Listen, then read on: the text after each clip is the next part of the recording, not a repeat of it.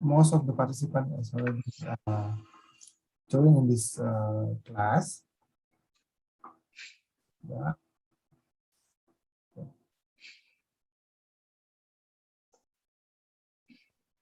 Shall we begin now, Mr. Sapran? I'm going to need around 2 minutes to set up some of the requirements. Yeah.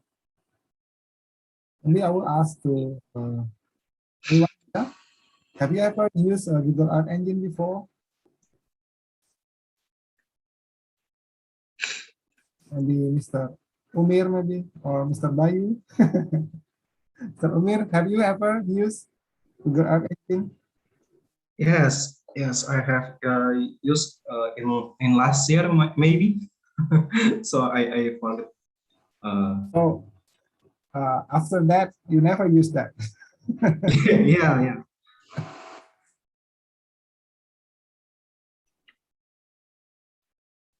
Okay. Ms. Narjis, have you ever used Google Art Engine or you just now here? No, I've never used it before. No. Oh, great. This is quite powerful software for remote sensing. I think it's useful for not only for the marine also mangrove. You can also use in the terrestrial. Yeah. Mr. Eka? Yeah, Mas Bay. Just want to make sure that all of the participant already signed up the Google account. Yeah, great. So they are. Okay, sorry, I have a phone call. Sorry. Yes. Anyone has problem while sign up on Google Earth Engine? All of you, I think, have already. Done. It's already done.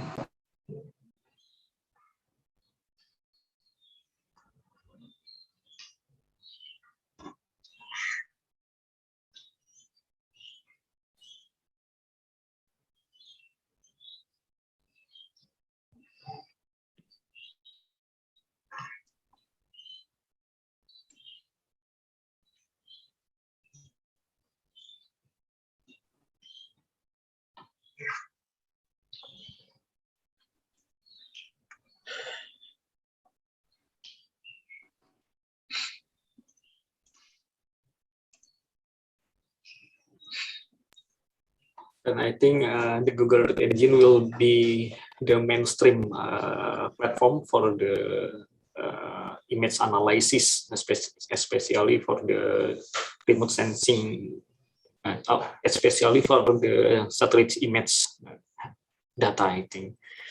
For instance, recently the Quantum GIS, QGIS, also provide the plugin for the Google Earth Engine. So you can access the Google Earth Engine directly from the QGIS. If you want to try maybe the plugin later after this training, you can check the QGIS plugin.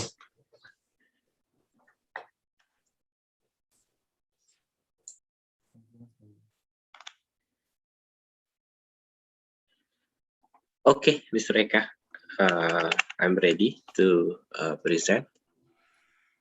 Time is yours, Mr. Safran. Oh, sorry. Okay. Mr. Safran is a director for Terangi Foundations. It's one of the best NGO in the coral reef in Indonesia, I think. Yeah, Mr. Safran. Yeah. Thank you.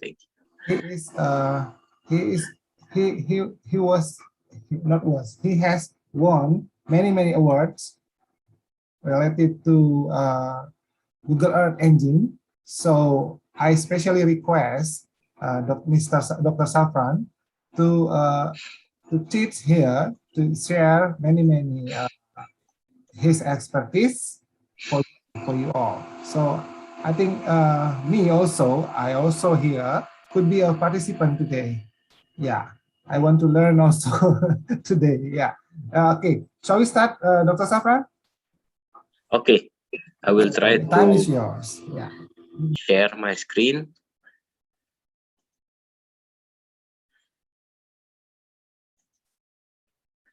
Okay, I'm going to check everyone. Has you seen my screen? Has anyone have a problem seeing my screen? And how does my sound works? Is it is it loud and clear, or Yes, is I there can. anyone Loud and with clear. problem? Clear. Okay. It's clear. It's good. Can hear you clearly. Okay, clear. Okay, thank you very much, everyone. Good morning, good day, good afternoon, good evening from wherever you are. I'm Safran Yusri. Currently, I'm the director of the Indonesian Coronary Foundation or Terangi. I'm here to present you an introduction to Google Earth Engine, which is the platform we're going to play aloud when you are planning to develop maps using remote sensing, especially using public and publicly available data and information. So the content of this presentation is about Google Earth Engine and available datasets in Google Earth Engine, research and application, interface, and API. Afterwards, we will try to give you some concept about how it is working in Google Earth Engine. So before we start, I want you to sign up for Earth Engine from earthengine.google.com/sign up. Has anyone get has anyone have any problem signing up for the Google Earth Engine? Everyone's have already given access by Google to access the Google Earth Engine. Okay. Okay. Okay. Ready. Okay. So what is Google Earth Engine anyway? Google Earth Engine is Google's cloud platform for easy petabyte scale analysis of satellite imagery and other geospatial data. It is a cloud platform. It means that everything is done in the cloud in Google server, where your only need is a stable internet connection. So there is no need to install. There is also need to configure your PC or anything. You can also use this using your Android or iOS device. And it is also important that this portability makes you versatile, and you can also do the analysis using any device you have. So you don't have to worry about the data. You don't have to worry about the infrastructure needed because this usually geospatial data requires a lot of time, and computation resource. Google Engine officially launched in COP16 2010, and since then it's already been used by a lot of researchers from uh, disease mitigation, disaster mitigation, disease prevention, natural resource management, and other fields.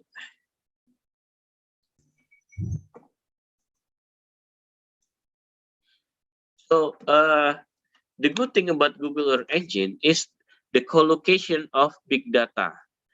That means that you don't have to have a good or big storage to have to use the Google Earth Engine.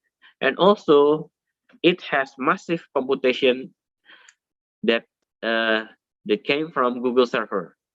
So millions of computation hour can be done in Google Earth Engine in the cloud.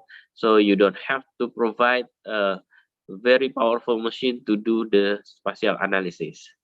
And also it's already have a scientific algorithm built within it. Therefore, actually this is the most powerful aspect of Google Earth Engine. Most of this important scientific algorithm already pre-built within it. So not only scientists which usually have familiar with the scientific algorithm, even the general public can use Google Engine to analyze their data and even visualize their finding with other. So Google Engine can also be used by a broader public, not only focusing on the geospatial community. And these scientific algorithm, big data, and massive computation are customized for geospatial data. And also, to increase public use, Google also provided APIs or application programming interface for application development. So, how does Google Earth Engine works?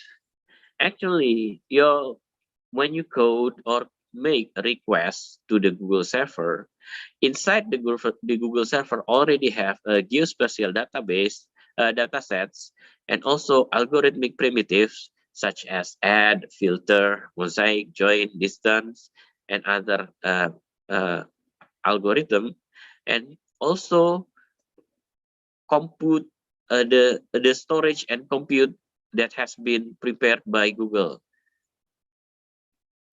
And what Google Earth Engine can do, the first thing it can do is to get an image. So you can get satellite images from various source, and then apply an algorithm to an image. So in example, if you want to calculate the normalized difference vegetation index to an image, you can do that easily in Google Earth Engine. Afterwards, Google Earth Engine also able to call a collection. So a collection here is a collection of feature or image. As you can see, Landsat, as an example, has a collection of images from 1960 to 2020. So it is a very big collection. Aside from collection of images, they also have a collection of features. This collection of features usually in the form of vector spatial data. So what GA can do, not only it can call the collection to your project, it can also filter a collection based on your spatial filter or your temporal filter. Afterwards, GA can also map an algorithm over a collection. So in traditional programming, we usually use for loop, but for loop is not the right way to do in Google Earth Engine. So we map the algorithm over a collection. You use map function. This map function will create a new collection or even a new image based on the algorithm. So if we want to aggregate over time, we can reduce a collection into a statistic, and also the statistic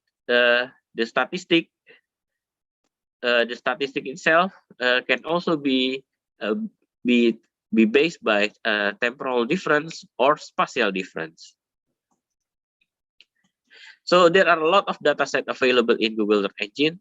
If you want to access these datasets, you have to go to earthengine.google.com and click the datasets on top of the main menu. The catalog of the dataset in Google Earth Engine comprises of three main categories.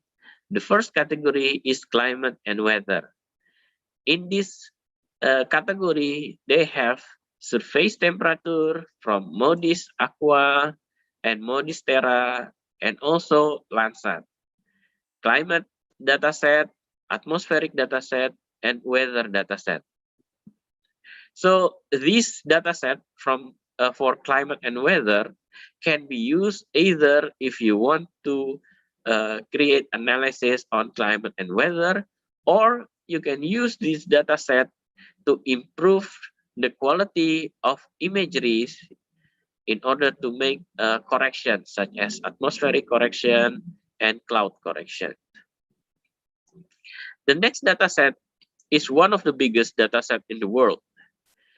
They have Landsat, Sentinel, MODIS, and high-resolution imageries only for the United States.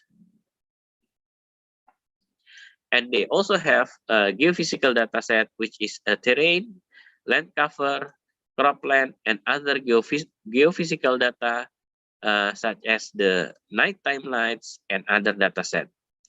These are important. One of the case study that usually use is the use of land cover, land use and land cover maps. This is the most used dataset in Google Earth Engine, the land use and land cover maps, and also the cropland map. You can also browse by tags.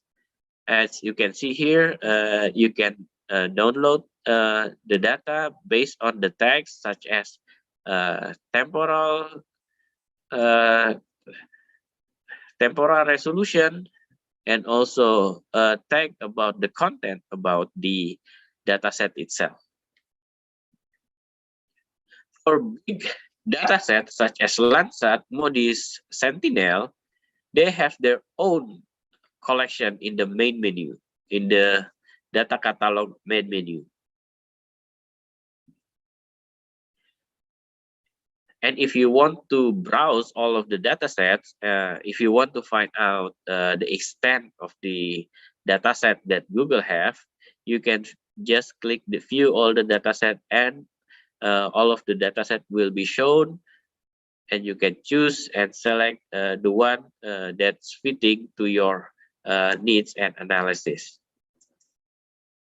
So if you, after you choose the dataset, you can click on the dataset view, and it will display the dataset information such as the dataset availability, provider, and Earth Engine snippet. This Earth Engine snippet is how you can call the dataset into the project workspace. They also have the description of the dataset itself and the bands. Now, this band information is important, so you can choose which band is more suitable to your needs for analysis, and also your target. Yeah, so you can choose how you can analyze your data, and also the terms of use, the citation, and also the sample scripts.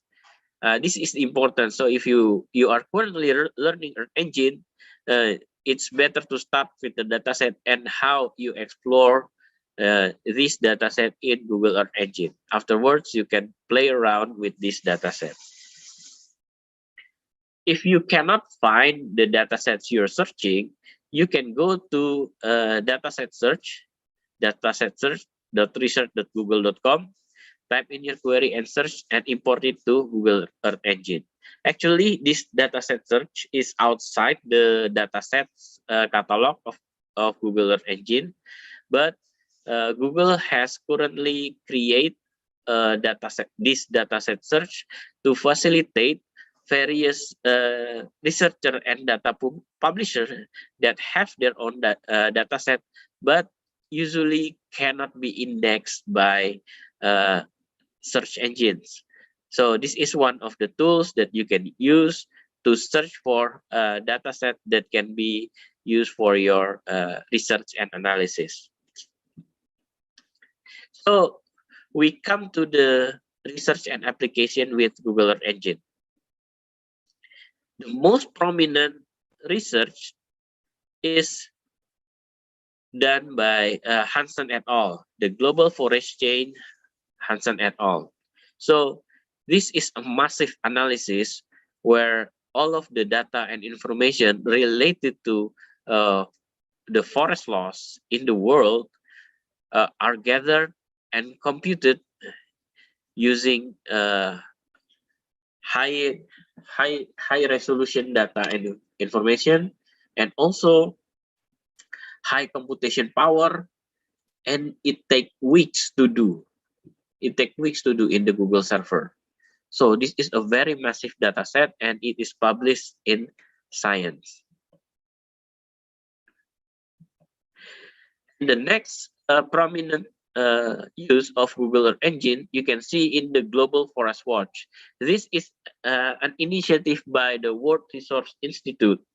So unlike the Global Forest Change dataset, the Global Forest Watch dataset focusing on delivering data and information to the public in order for them to find out the condition of the forest within their own area and act according to the data and information required.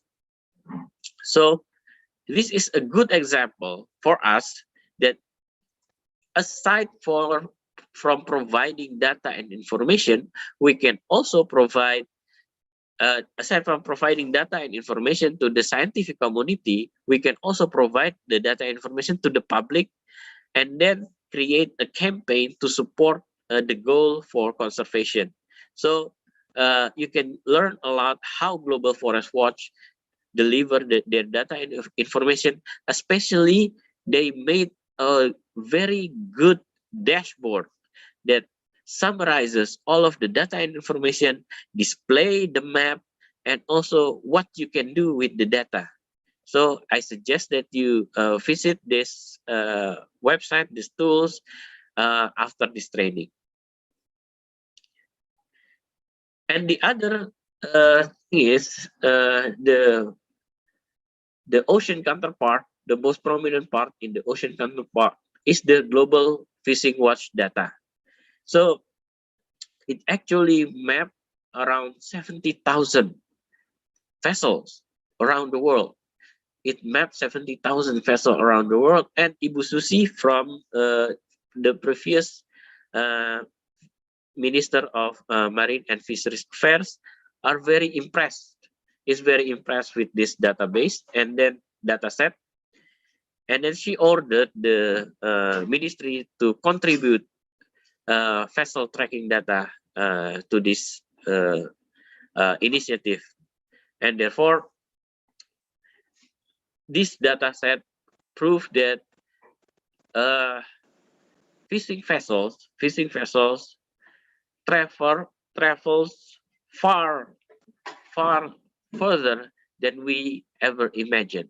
So it covers 5 times the area of total agriculture in the world, and also they have traveled the distance for fishing about 600 times the distance to the moon and back.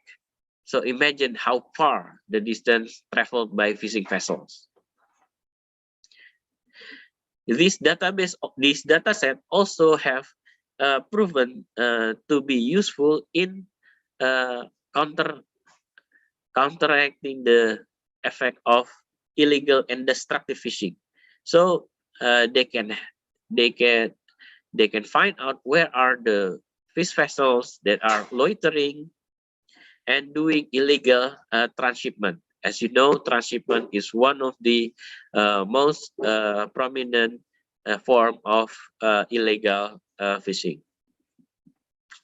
And also, myself also have used Google Earth Engine for various purposes, such as developing landside sustainability models, and also these are the entry for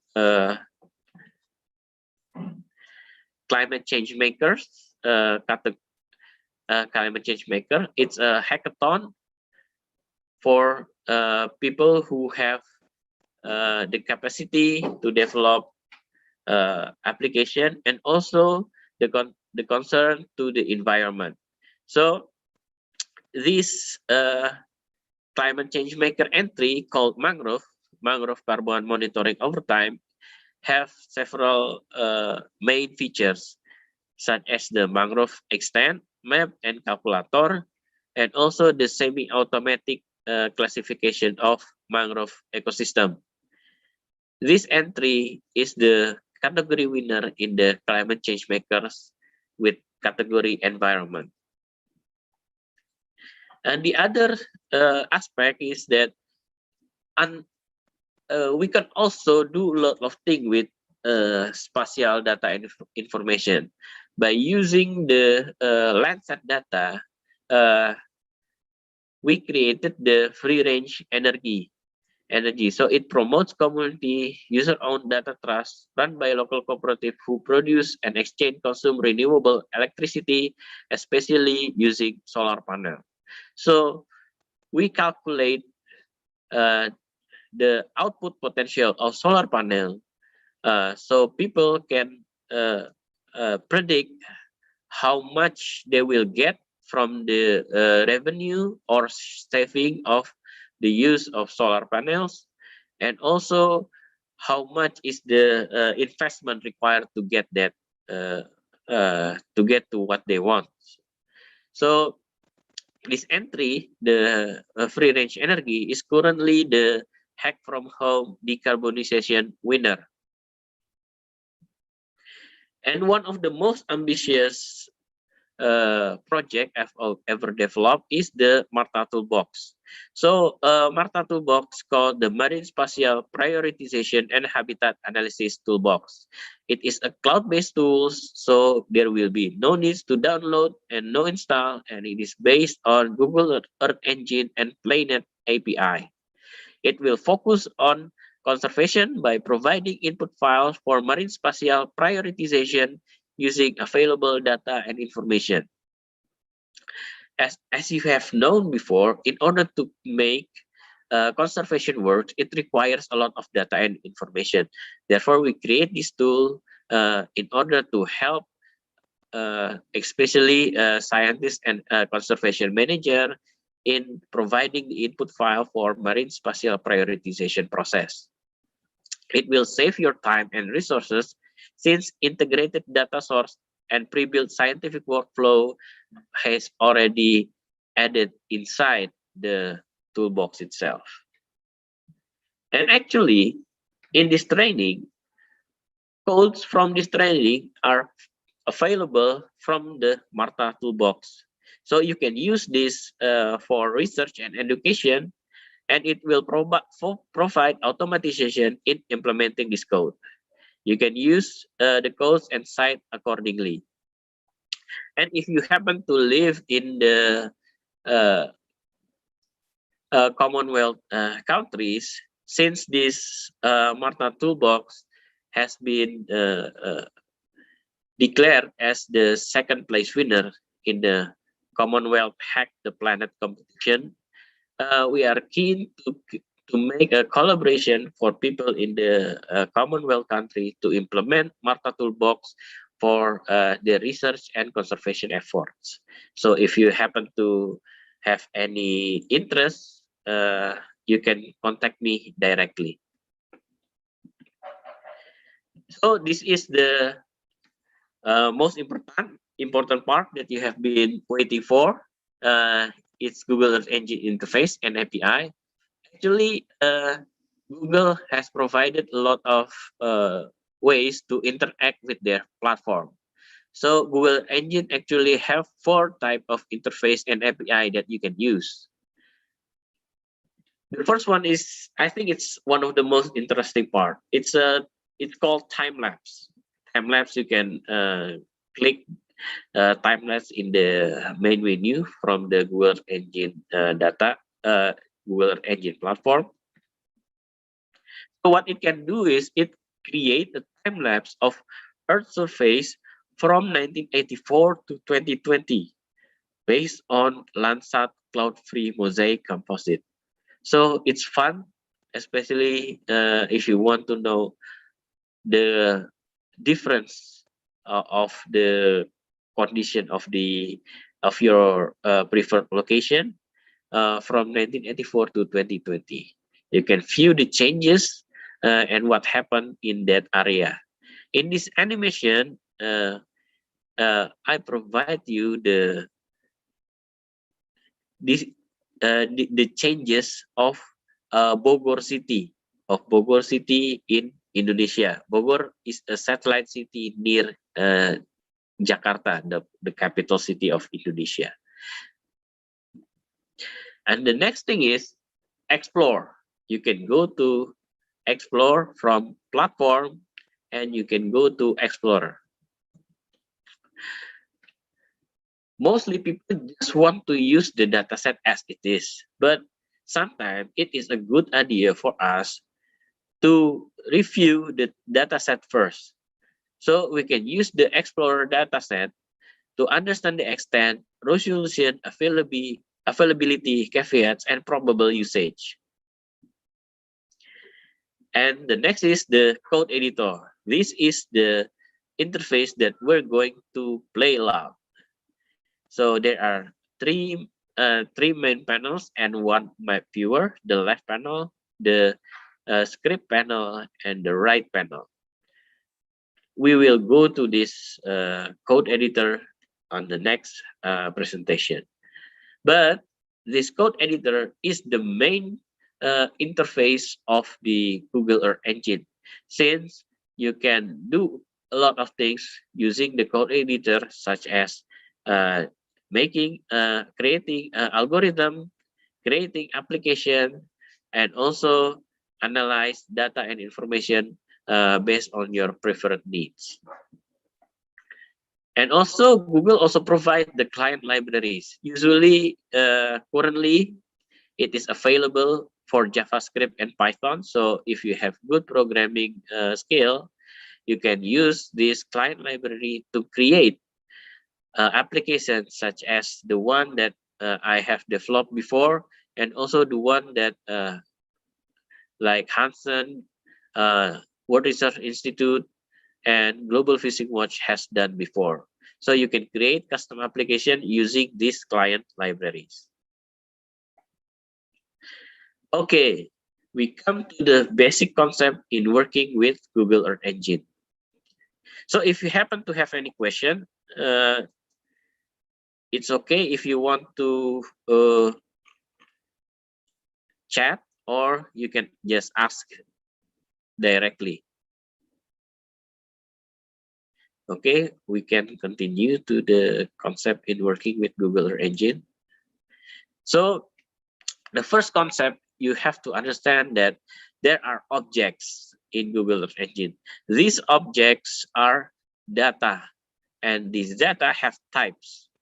So they have spatial objects such as image, rasters, and also vectors, we call features, and also methods, which is function for processing specific objects. So if you have a map, if you have an image, it will have function different from a vector. So therefore, this method are specific for each data type.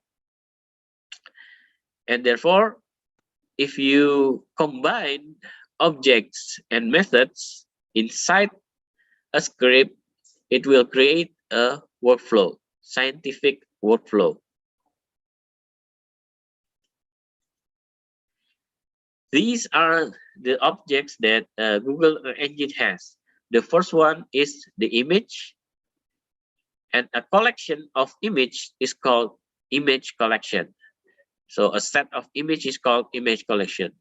You can have a default image collection from the data set. You can call the image collection from the data set, or you can create your own image collection and then save it to your asset. The next one is geometry. Geometry is the basic spatial data available in Google Earth Engine. The geometry only have one data type, which is the geometry itself. If you add a attribute to the geometry, then the geometry will become a feature. If there are a lot of features, inside, if you combine a lot of feature, then you will have a feature collection. Okay. Afterward, GAA also have reducer function. What is mean by reducer? Reducer means that you aggregate the statistic of an image of or feature collection or image collection. So if you want to get a mosaic composite of an image, you use a reducer. If you want to get the mean of the of an image or feature collection, you use the reducer. So this reducer object is one of the most important object in Google Earth Engine. Also, they have charts. Chart in Google Earth Engine is based on scientific chart. You can have scatter chart, plot chart, and n-bar chart. Aside from a chart, they also have join. So if you have several data set, and you want to combine them into one data set, what you do is you join the data set based on one of the similarities between one data set and the other. Okay, the next thing is array. Array is important since you can use array for data with multidimensionality.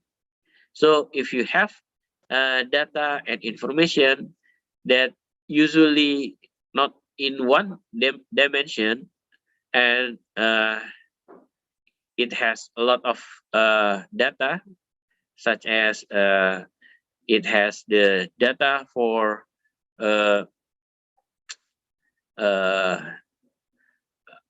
reflectance, and also the data of feature type and other type of data.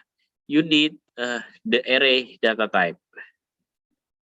String data type is the text data type. So it's usually characterized by having a quote before the statement of the data itself. The next one is number. It's very you are very familiar with this. Date, list, and dictionary. So the difference between list and dictionary is that inside the dictionary you can have multiple variable inside a dictionary.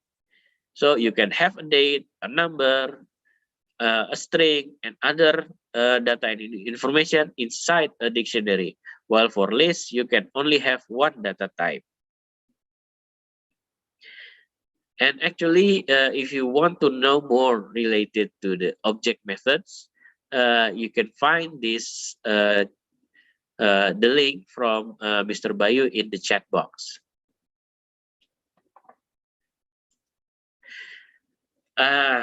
This is I think this is the one that makes Google Earth Engine differs with other spatial data and information toolbox. The first one is the scale. Usually it's not very important when you do the analysis itself, because GAA usually have assets that exist at multiple scales. So this is important if you want to focus on developing remote sensing in Earth Engine. So therefore, there's generally no need to specify a projection, because the default projection is the WGS 84 with 1 degree scale. And actually scale in Google Earth Engine means pixel resolution. Instead, declared in the input, the pixel resolution actually determined by the output.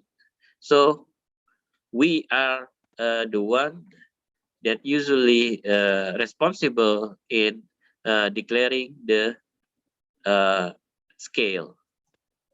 So this is the most important thing when you work with Google Earth Engine.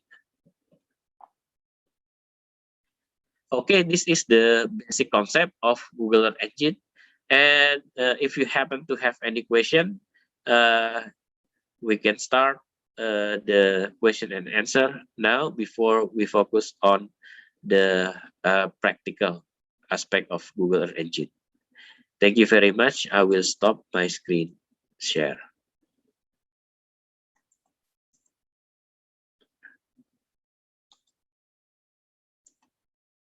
Okay. Okay, everyone.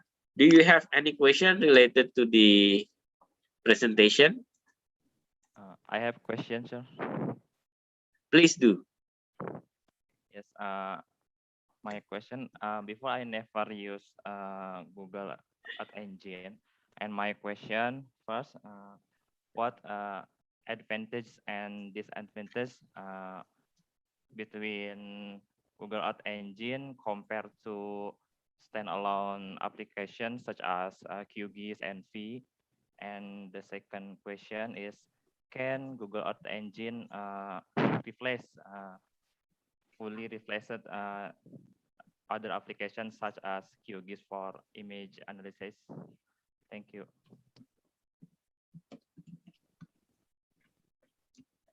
Okay, thank you very much. That is a very important point.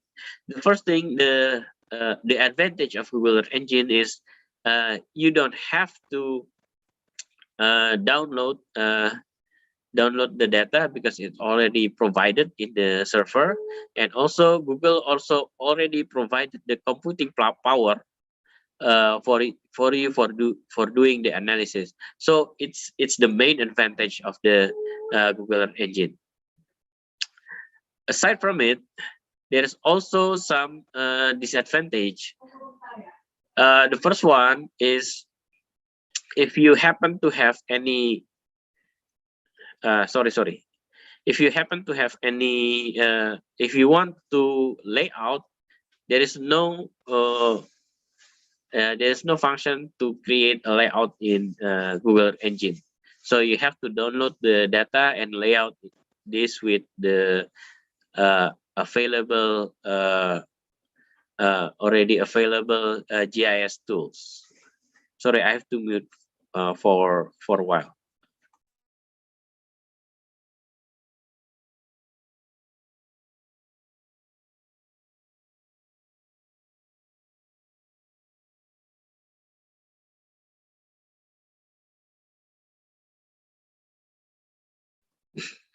Okay, and it cannot, therefore, since it has a very big disadvantage, it cannot replace the traditional GIS software such as Quantum GIS, especially if you want to lay out the data and also stylize the display of the spatial data you get from Google Earth Engine. Is it clear, Mr. Jamal? Yes, it's clear. Thanks, sir. Okay. Another question? May I? Okay, please do. Thank you, Pak Safran. My name is Omir, and my question following Mr. Jamal's question.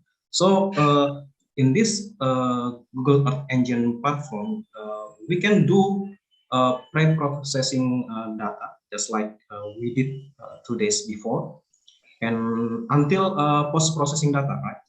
Is that right? And then the processing of the layout of our data, we have to use some spatial tools like GIS, like that. Okay. So for pre-processing, usually Google already provide images that has been pre-processed, so you can choose if you want to use the raw data or you want to choose the processed data. So Google already provided for you, but for post-processing, there are several algorithms available in Google Engine, such as connected pixels. You can use this algorithm to reduce the number of artifacts in the data, the image. But for further analysis, not analysis, for further layout, it is better using the traditional GIS software. Yeah, thank you, Mr. Safran. Okay, you are welcome, Mr. Umir.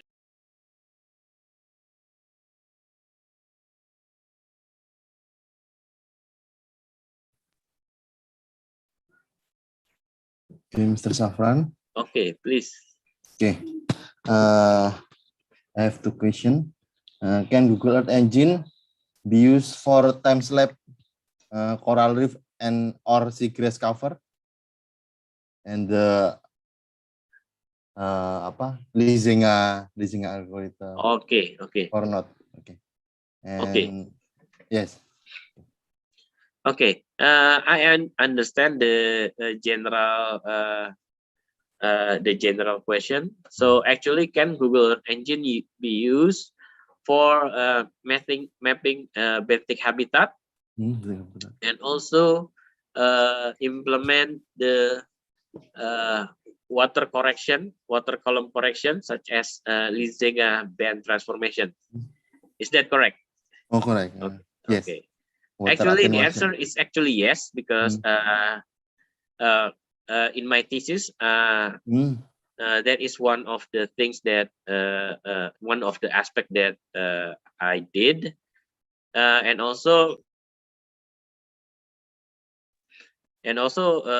we can create the, actually you can create modeling in Google Earth Engine by using expressions.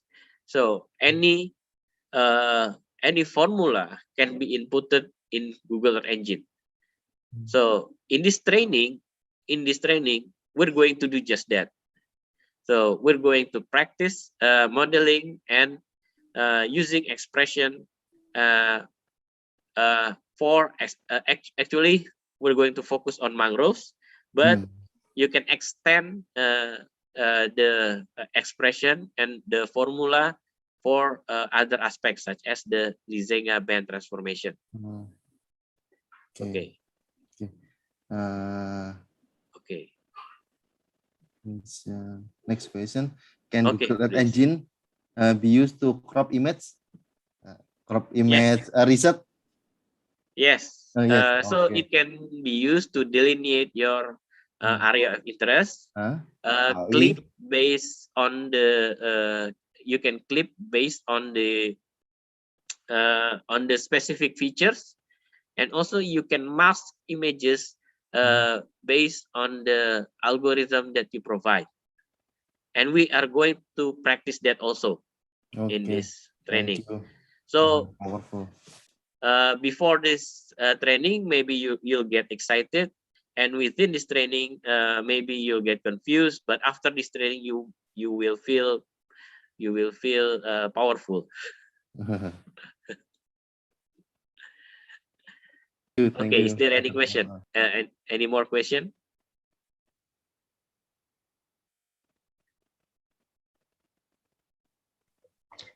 Okay, Anggia. I'm Anggia. I'm from Indonesia. I'm a little confused about your last part, your presentation about object projection and scale. Okay. That you show that pyramid. That do you mean the scale or the pixel resolution getting bigger or larger? Thank you. Okay. So okay. I'm very sorry, because I'm actually not that clear in explaining the diagram itself. So I'm going to present.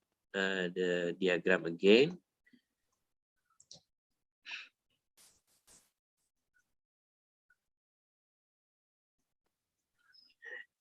So this diagram, Yes. okay. So this means that actually Google Earth Engine has images exist in at multiple scales. So this one is the native resolution, and during the when you call the projection and you play around with the visualization, it actually generalize each pixel to create a new pixel. Yeah. So if it's if you use Landsat that have 30-meter resolution, but your analysis if you want to create an analysis that is 100 meter in resolution, each pixel inside the 100-meter resolution will be generalized to create a new 100-meter pixel resolution. So the scale and the scale itself is actually the pixel resolution. Okay. Thank you for the answer. Okay, I'm going to stop sharing. Okay, is there anyone else? Is there any question more? Okay, may I? Please do, please do. Sorry. Okay. Thank you, Pak Safran. I just wondering if we the the problem in when we download the spatial data in Indonesia, the problem is the cloud cover, right? And I just wondering in this Google Earth Engine platform, can we combine several image data, like in several period of time, to get a better image? Because just like I did in yesterday exercise, I have to search many data, many data in USGS web that provided the Landsat data, and then I choose one of the image that clear, and it's very difficult because I have to click many next. So in this Google Earth Engine, can we do such thing to combine several images that we download from a certain period of time, so we get several images, and then we can combine to get better image? I don't know. Can we do such thing? You can do more actually. You can do more. In this training, I will give you a script. I will give you a script to create a Landsat cloud-free image composite. So it's only a few lines of code, so it's very easy to do. It's very easy to do, and it will you can use it. There are different there are differences in each Landsat dataset, because Landsat have pre-processed dataset and also processed dataset. They have different ways to create the mosaic composite, but I will give you the script for all of them, so you can do that and even more. And not only in Indonesia, you can do it for the world itself. Yeah, thank you, Pak Safran. Thank you. I have an interesting story. So when I start learning Google Earth Engine in 2015, I think in 2015, 2016, there's a PhD student abroad. These students want to create an NDVI mosaic composite using available data and information, especially Landsat. They want to create a PhD dissertation using this data. But actually, you can do that with only maybe about 5 lines of codes. So you can create this PhD research with only 5 lines of code. So it's not that difficult with Google Engine, but if you want to do it with a traditional GIS software, it may took quite some time.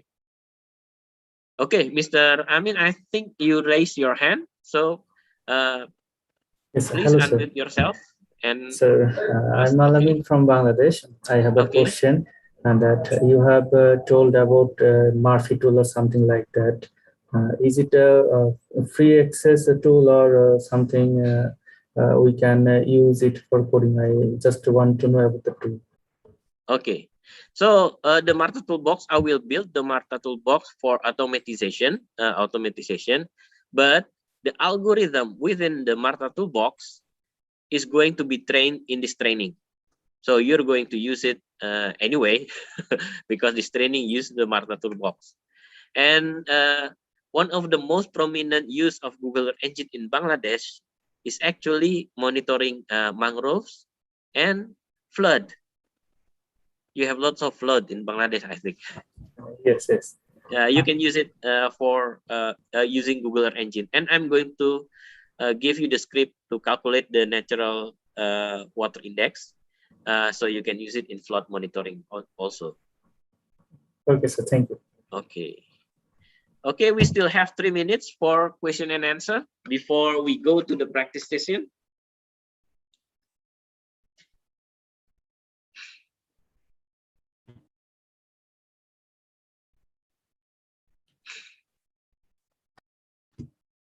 Sorry, Mr. Safran, can I ask some question? Please do, please do.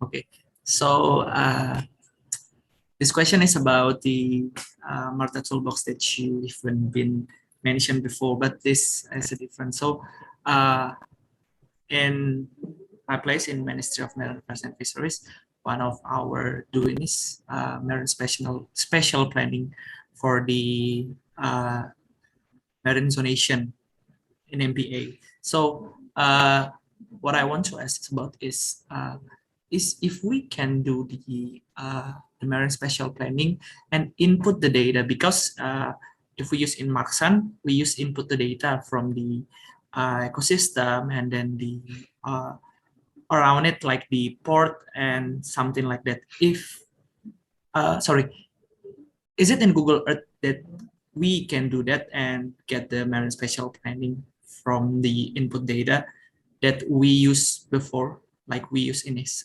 shape file and input the Google Earth? Okay. Thank you. Okay. Thank you very much, Mr. Kaisar. So first thing about Martha, it will provide input files for Marsan. So it will provide input files for Marsan, because usually creating these input files takes a lot of time.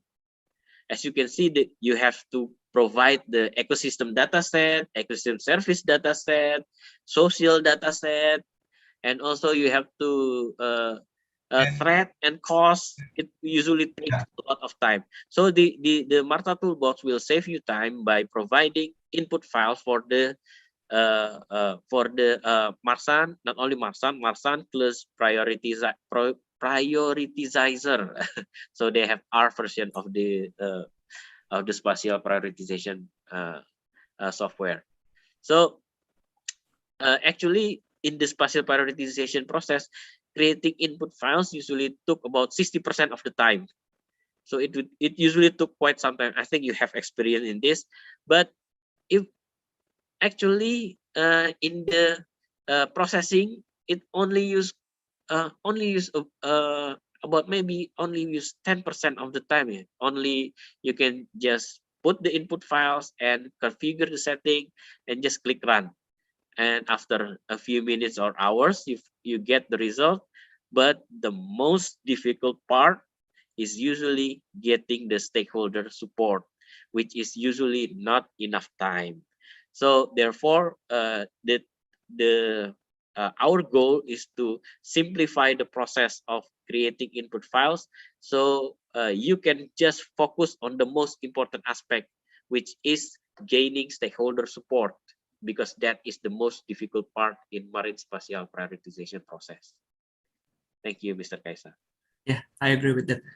One question again, Mr. Okay, Safran. So, based on the process of the toolbox that we use, we need a stable internet connection. Is it right or?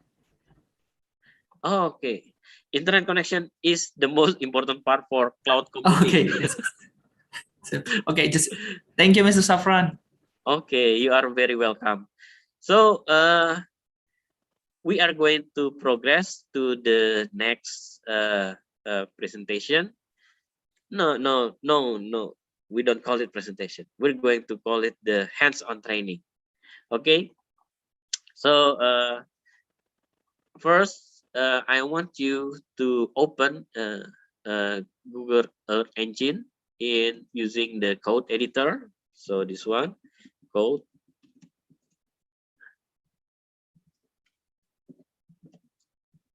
So I just type it in the chat box. So open the code editor, and we should have you all access the Google Earth Engine platform. And the most important things, Mr. Bayu will help us in providing the script each time, every exercise. So script will be given in each exercise, and you can copy and paste each script and click run. Okay. Okay, so we're going to start with code.engine.google.com. Okay, I'm going to share my screen.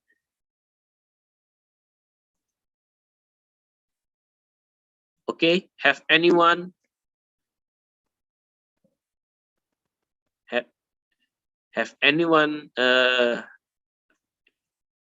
does anyone have a problem in accessing the this platform, the platform?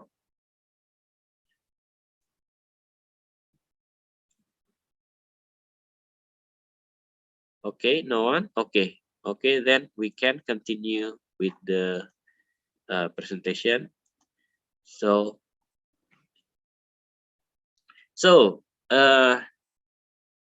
remote sensing with Google Earth Engine. So this is the hands-on training for remote sensing with Google Earth Engine. So as I mentioned before, you should go to code.engine.google.com, and the script will be given on each exercise. You can copy and paste each script and click run.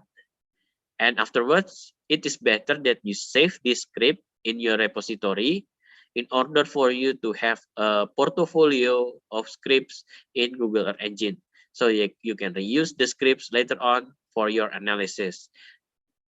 And for homework, you can click and get links and copy and paste to the designated form. I will give you the designated form for your homework.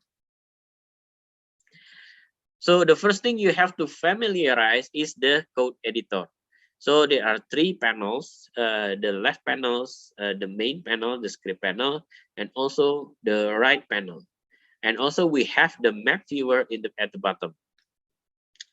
So what you have here is, if you want to search for the data set, you can use the search panel on top of the on top of the interface. This search panel is important if you want to explore the dataset available in Google Earth Engine, but you don't want to go to the dataset catalog, so you can access it directly here using the search bar. Maybe it's better if I display it in the. Can you see my cursor movement? The mouse, but the mouse. Yes. Yes. Yes. Okay. So this is the search. So if we type something here, and it will display the data set required. This is the example of the data set. And in the main panel, the middle panel is the place where you can type your script, such as something like this. Yeah, you can type your script here. You can type your script here, and then you have the run button. So I create this application of Modis Ocean Temperature Time Series Inspector. So where you can click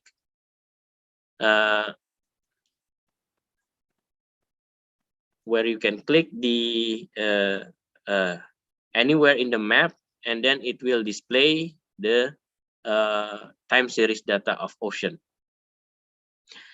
You can also find it here in the inspector, that you can click the map, and then it will display the content of the point that I've clicked. So it will display the pixels, and also the objects of the map itself. So after that, we have the get link button. This get link button is important. So if you want to create the if you want to share the script to other people, like this, if you want to create the script, you can copy link path, and then I can copy, and like this I share it to you guys all. If you click on the link in the chat box, you will get to the script that I've developed. And it is very important for us to have this feature, so you can create a repository for the team, so you can organize your coders, and also check the progress of their codes and their input. And then we have the left panel. The left panel, we have the script tabs, the docs tabs, and the assets tabs. So I'm going to explain a little about the script tabs. The script tabs is the repository of your data, of your script. This tab is the portfolio of what you have done in Google Earth Engine. It is very important that you organize your script based on the you can use it to based on the tools that you're using, the analysis you're using, or the target you are trying to solve. So this is an example of the script tabs.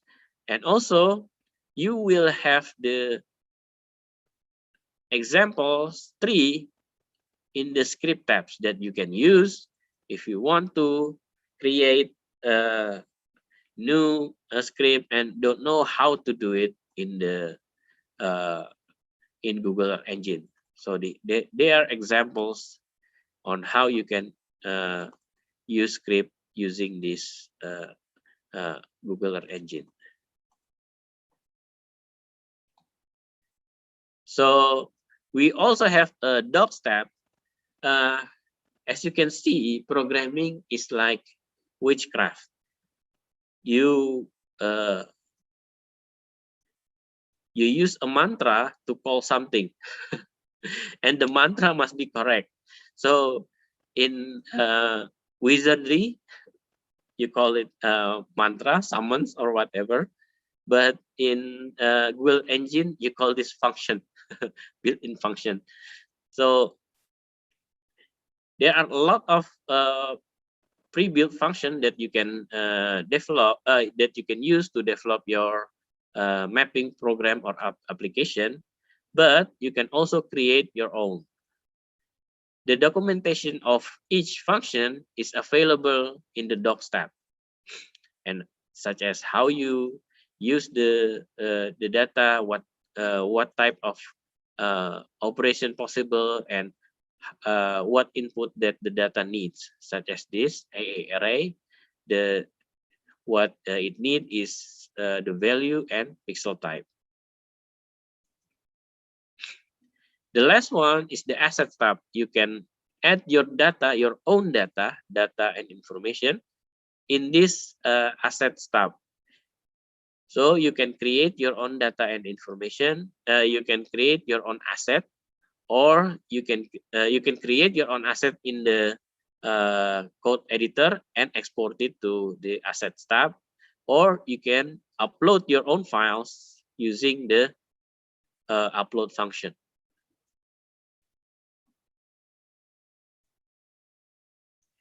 Within the map view, we have geometry tools over here. We have the pen, points. In Google Engine, points called marker. So also line, polygon, polyline, and this one shape is actually it is actually a polygon, and draw shape is actually a rectangle polygon. And also you have the map and satellite base map, and also you have the layer control. So in the layer control, you can control the visualization of each layer.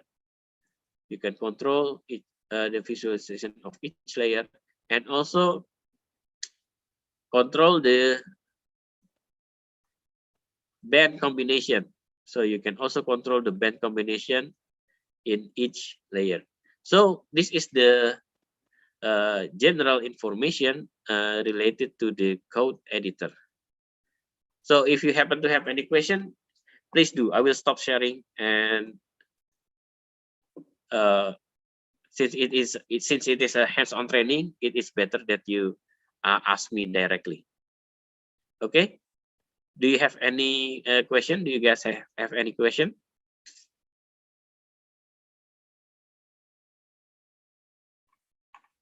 Okay, if not, we can continue to the presentation. So this is the first experiment. Okay, guys, experiment time. So open code.engine.google.com, and Mr. Bayu have already pasted the simple JavaScript. Yeah, simple JavaScript. Simple JavaScript. Please copy the snippet to the code editor and paste in the code editor, and afterward click run. So okay, I'm going to I will. Okay.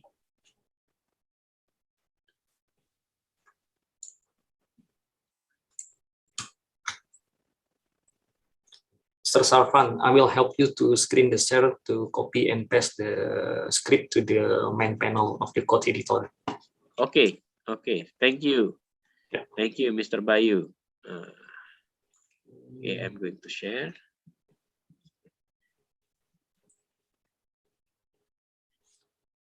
Now, you copy and paste it to the. Okay, you can copy and paste it here, and then please check the console tab. Check the console tab over here. Okay, I'm going to pause the screen.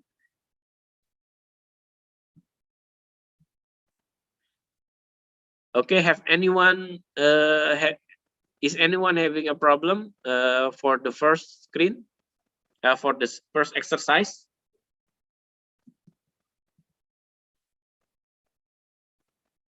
No? Okay. Okay. Okay. Now let's discuss what this script does. Notice there are double forward classes at the beginning of the script. These are comments characters in JavaScript that prevent code execution on this line of code. This is handy for creating nodes in your code. So variables are declared using the keyword var. In this example, we declare a variable named greeting.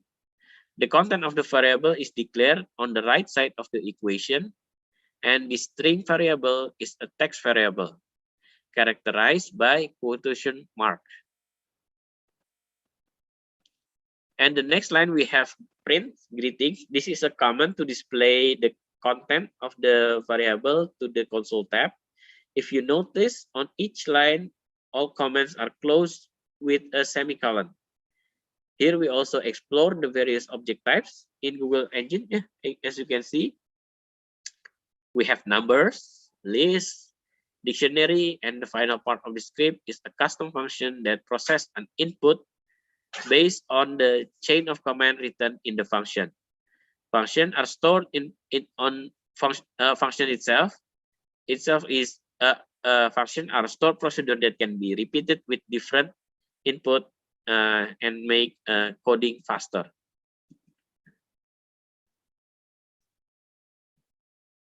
So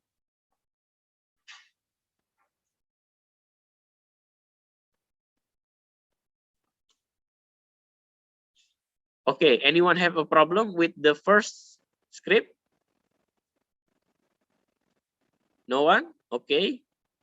If not, don't forget to save it to Someone your... raise the hand, Mr. Okay, Safran. raise hand. Please do, please do. Oh, okay, I will. Yes, sorry, Mr. Safran. Okay.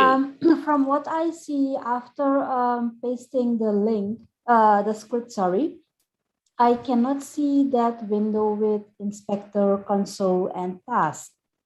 Okay. Do you mind sharing your screen? I will stop sharing my screen. Sure, sure.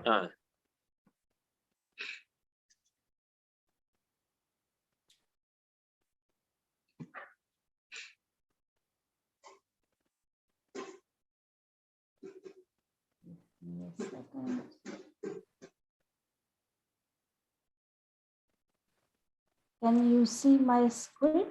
Oh, not yet, not yet.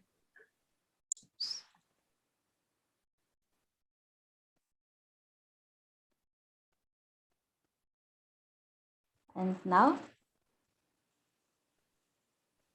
It's still processing. Okay. Oh, I think you have to drag the right panel. Go to the further right. Further right. Right, and then you drag the panel to the left. This. Okay. Yes. Okay. But there is a error. Okay, unexpected token. Oh, you have to refresh your browser. You have to refresh your browser first.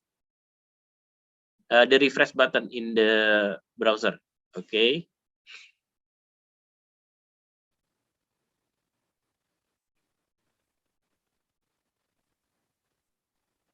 Okay. Okay, you can copy and paste the script again. Oh, I think it's still loading. Oh, just click OK.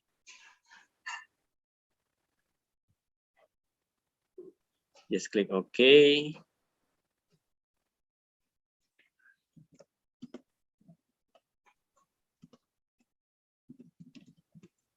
And then paste again. Yeah, paste the script. And then click run. Oh, I think. Run. Okay. The same problem. Okay.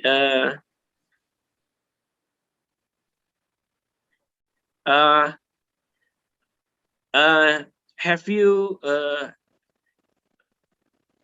please go to code.engine.google.com and verify that you already have access to Google Earth Engine. Okay. Sorry, maybe she used what you shared before, Mr. Safran. It's all same problem with me. It's your Marta, yeah, code engine, your Safran usually Marta training. Okay. Maybe she used that. Because what I did, what Mr. Bayu typed in the chat box, so I have put it in a Word document and I just copy pasted this. Okay. Please go to code.engine.google.com and try to use the code again. Try to copy paste the code Okay, again. so Don't use I the will script path that I sent you earlier as the example, the example link. So use the code editor. Go straight to the So code editor.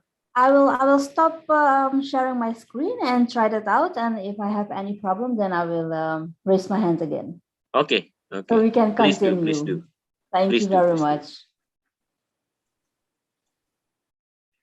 Okay.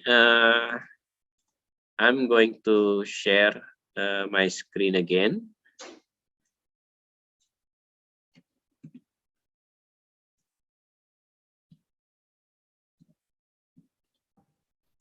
I think Mr. Amin also raised his hand. I have a Okay. question, sir. Yeah. Okay, Mr. Amin, please do, please. Sir, in the script, you have used the variable my function. So there is any rules of use this written format or the use of function, variable function? Oh, sorry, Mr. Amin, can you share your screen? Yes, sure.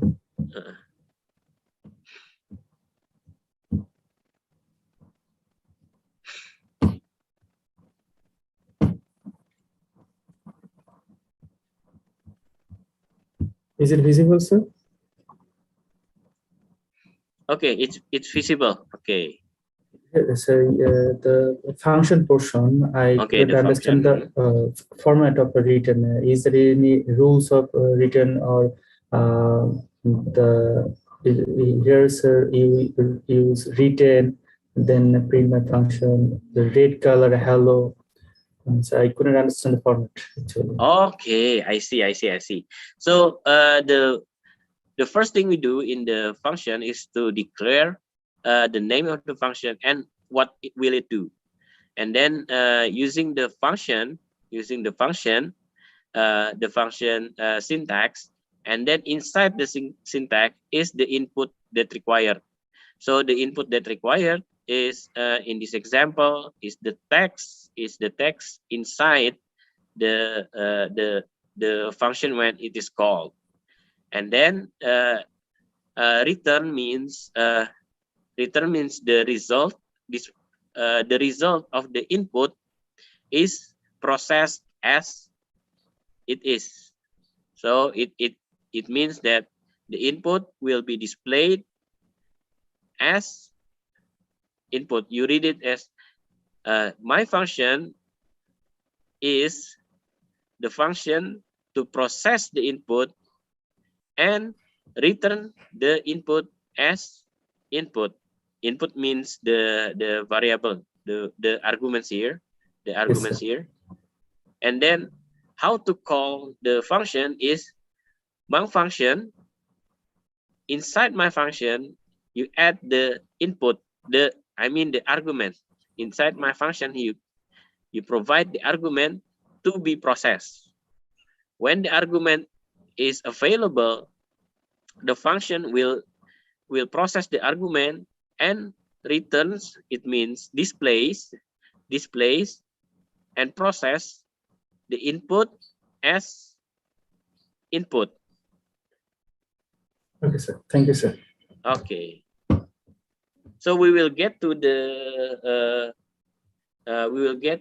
anatomy of a function by the end of this presentation. Thank you very much, Mr. Amin. We can continue now.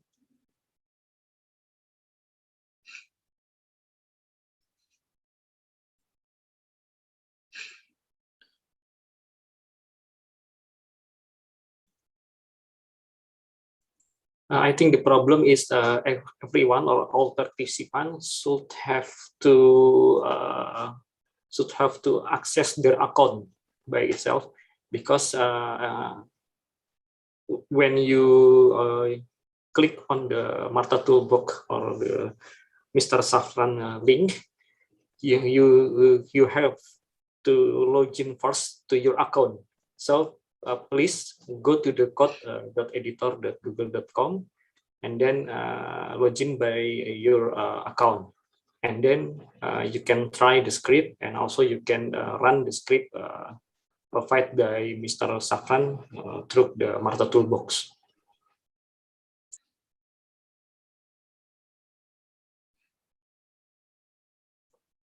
Okay, thank you very much, Mr. Bayu. And we continue to the practice. First, you have to go to search and type SRTM and select SRTM 30 meters and find explore in Earth Engine and return to code editor and copy and paste following script and click run. So I'm going to switch my screen to this.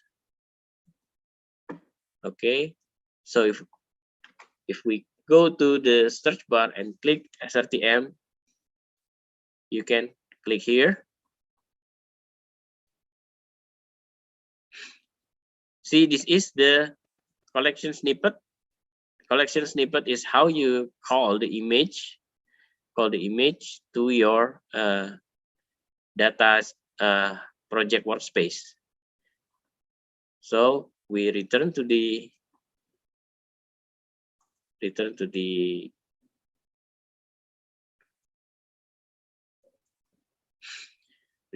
code editor and copy paste the script and then click run.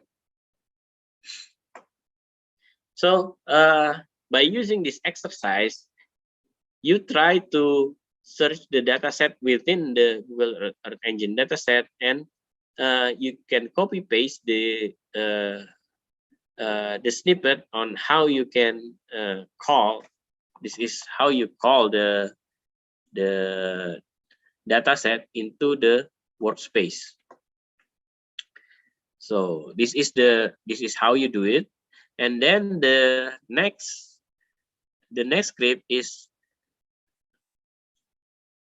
it will command Google Earth Engine to display the map and center it to Puncak Jaya. This is the coordinate of Puncak Jaya. It is one of the mountains in Papua, and displays the map without any visualization parameter. So this is the SRTM map without any visualization parameter. So as you can see, layer 1 here, layer 1 without any visualization parameter. And then in this script, the next thing it do, we select the elevation band. We check the inspector. So we have elevation band.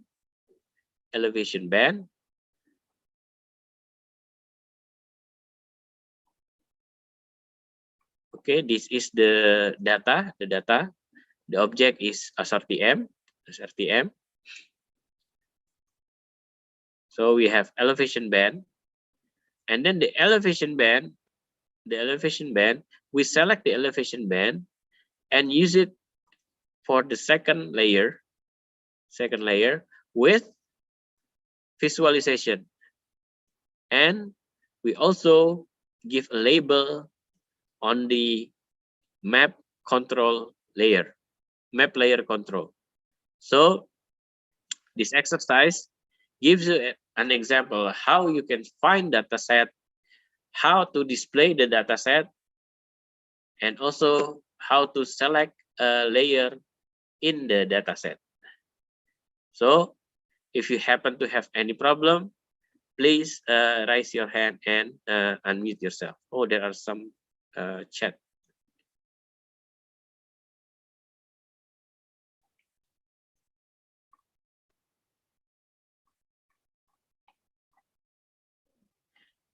Okay.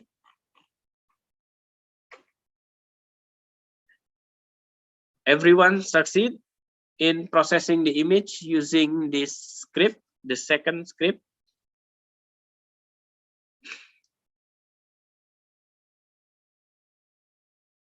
Okay, I think everyone has been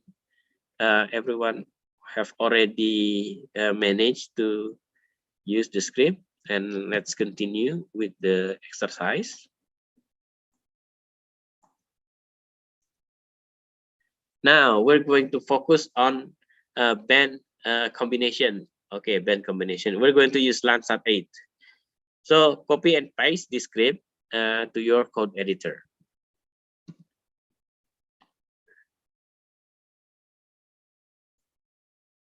So this is the third script, the third exercise. Oh, don't forget to always save your script to your repository for you to have a portfolio of script that you can reuse in the future. You can click run and see what it can do. Okay. Okay, please do, please do. I was just wondering, how do we save it into our repository? You click the save button on top of the code panel. Okay, just simply that. Thank you.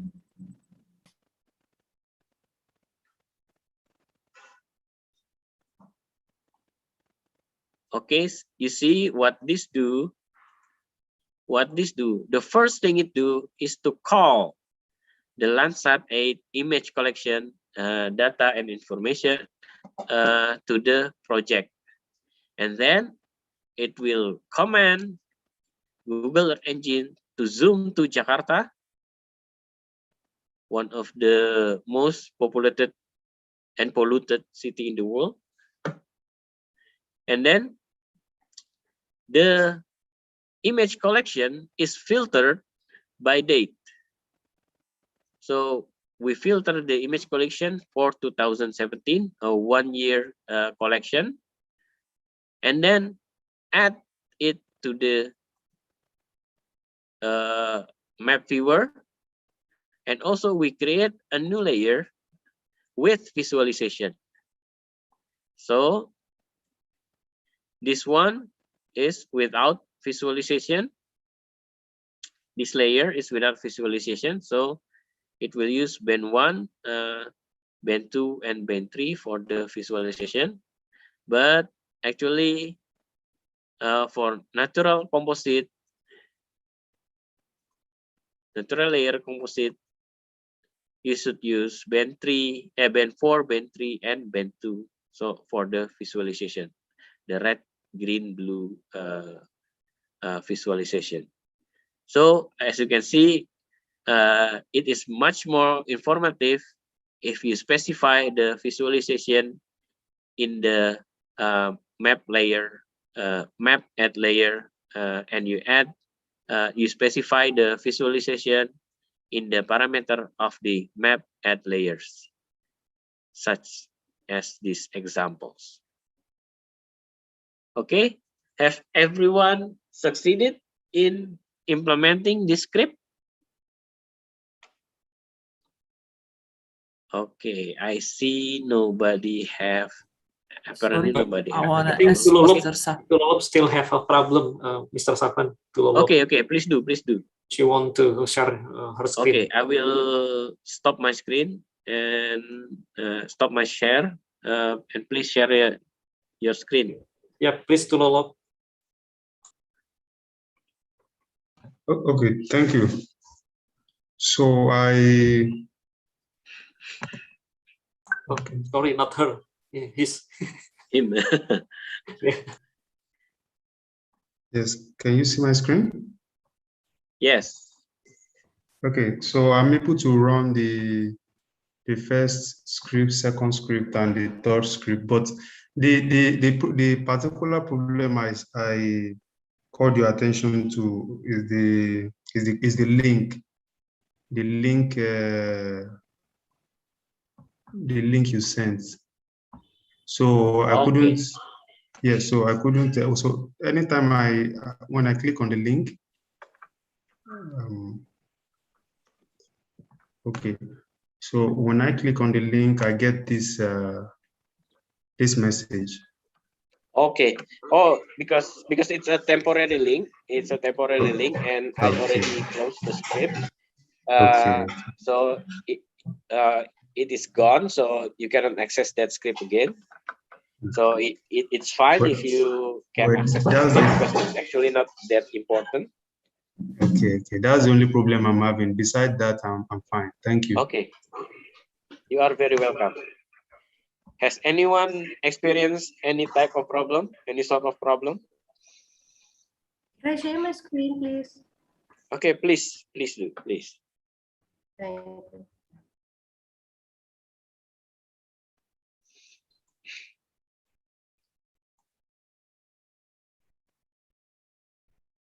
Is it okay?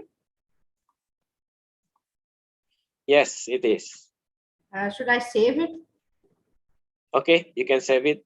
Save it, save as or save with a description? You can use either. Okay.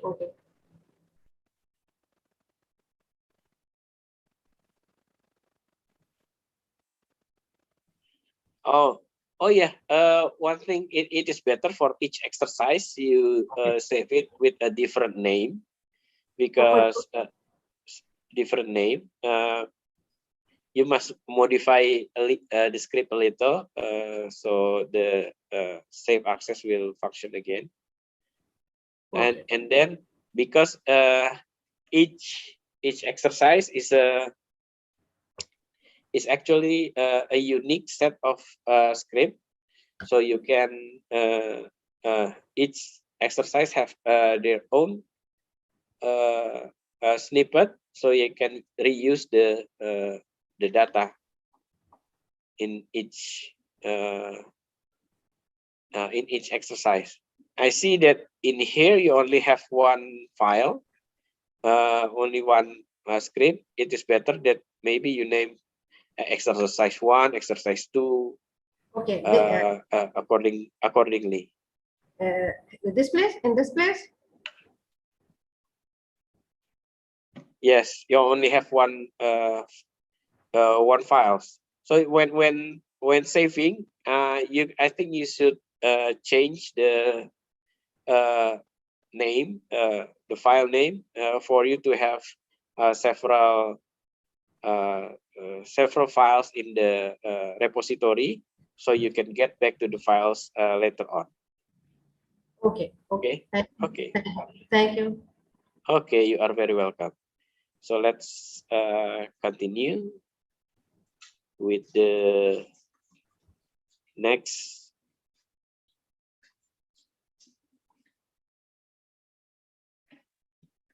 Oh, I forgot. I haven't explained. I've already explained it. I have already explained the script function.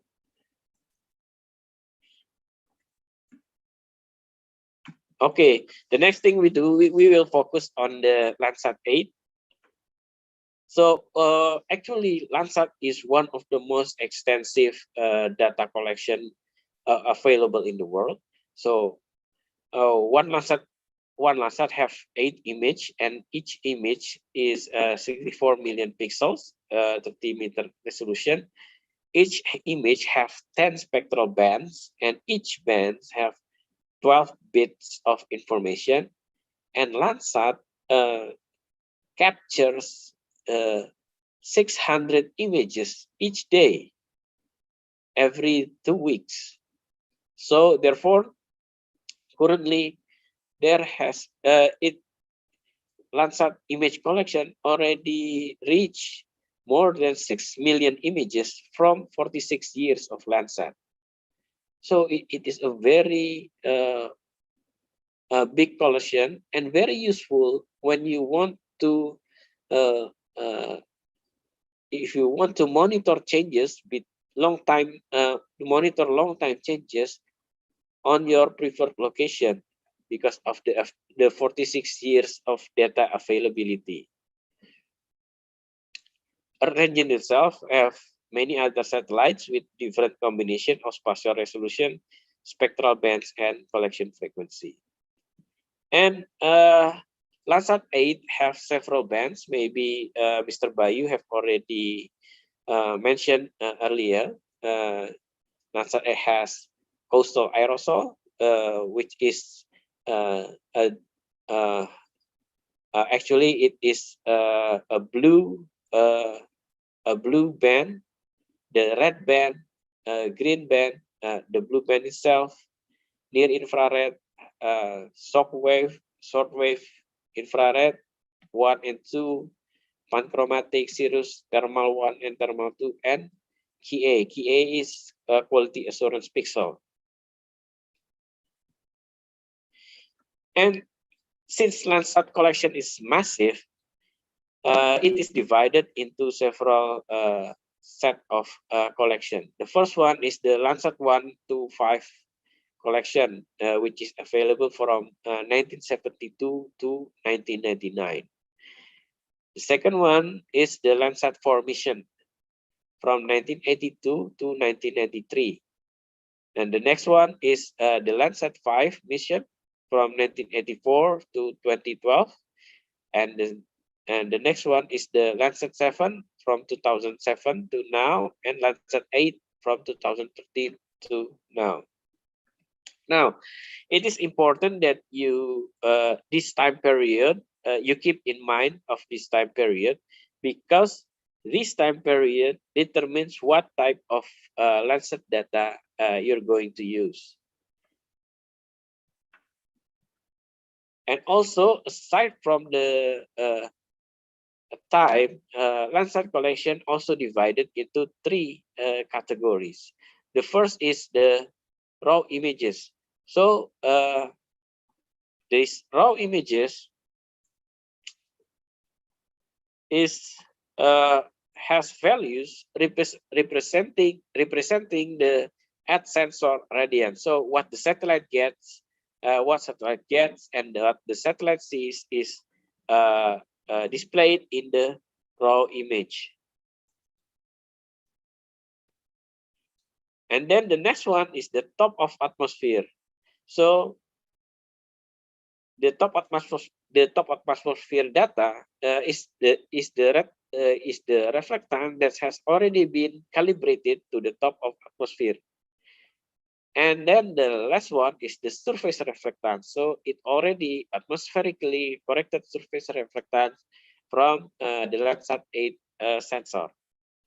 So you are very welcome to use this category of data from Landsat according to your need.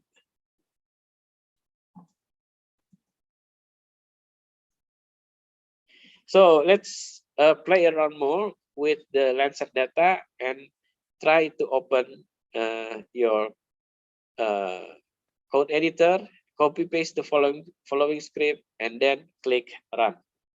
So I'm going to switch to the code editor.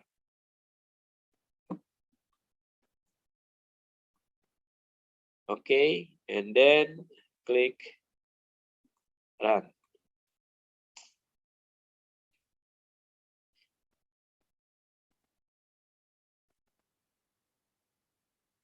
Okay, have anyone experienced any problem with the script?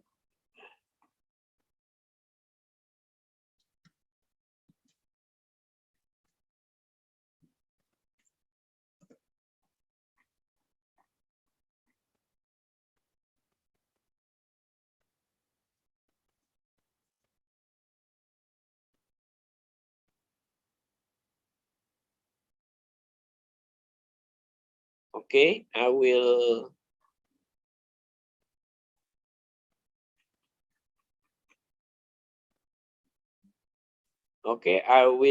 explain a little about what this script does. Oops, sorry.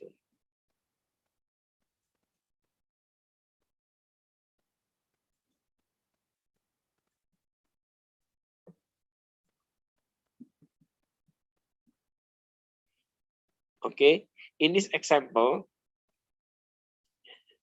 we show you how to display and filter image collection. So this script created 3 distinct variables. The first one is var Landsat 8 for L8, which contain the raw images, and the second one is var L8 TOA, which contain the Landsat 8 top of atmospheric images, and the last one is the Landsat 8 SR, L8 SR, which contains the Landsat 8 surface reflectance. The next part, we created a filter for each Landsat image collection and display them with band combination.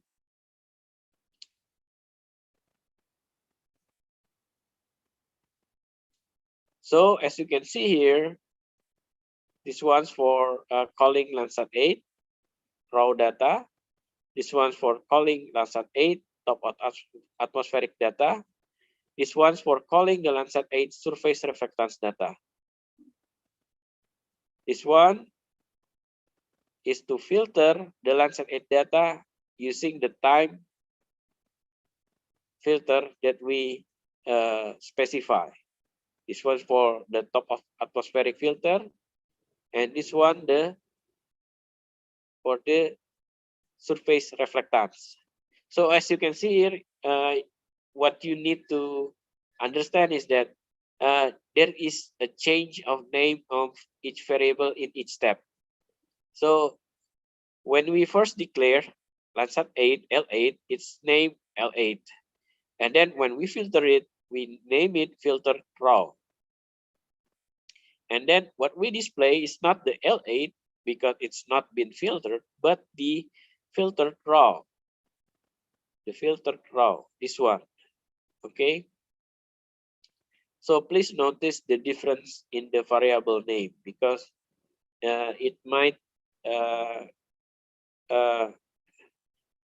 show that maybe what you use in the dataset might not be the right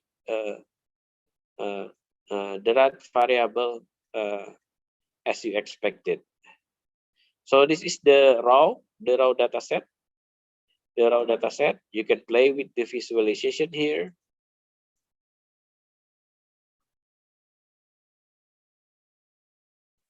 Okay, the raw dataset, as you can see, this one's the raw dataset for all Landsat. This is for all Landsat composite in the world. We don't filter the data spatially, but we only filter temporally. So it will take quite some time to create the composite. As you can see here, you just compute the all of the Landsat data in the world for 1 year using only 15 lines of codes. So it's very powerful Google engine. Okay, has anyone experienced any sort of problems implementing this script? No, thank you. Okay, I will stop share.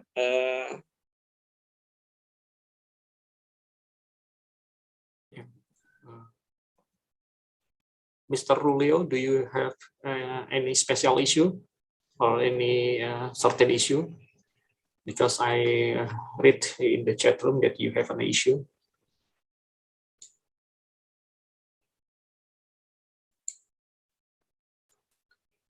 Hello, Mr. Rulio. It may be an internet connection issue. I had on also. I'm trying to see if I can figure it out. Okay, so. Sorry, Mr. Safran, can I ask some question? Okay, so, please do. What is the difference between the E.image collection and then the practices tool that's called EE-image? Is there any difference for calling the imagery? Thank you. Okay, you are very welcome. EE-image collection is used to call objects that contains a series of images. such as in this collection, we call the Landsat 8 objects, Landsat 8 images collection from January 1st, 2017 to the 31st of December 2017. So it's a series of image collection. If you want to call only one image, you use EE image, not EE image collection. So that's the difference. So each object has their own way to be called to the project workspace. Is that clear? Clear. Thank you. Okay. Okay, you are very welcome. So I'm going to continue with the presentation. Okay, I'll stop sharing.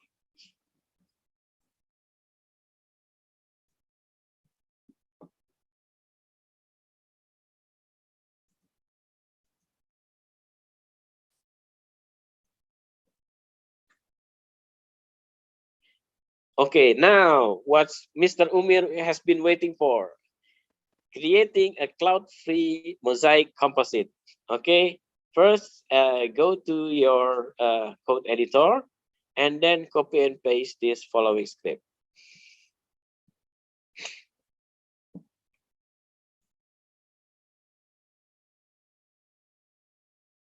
Okay, and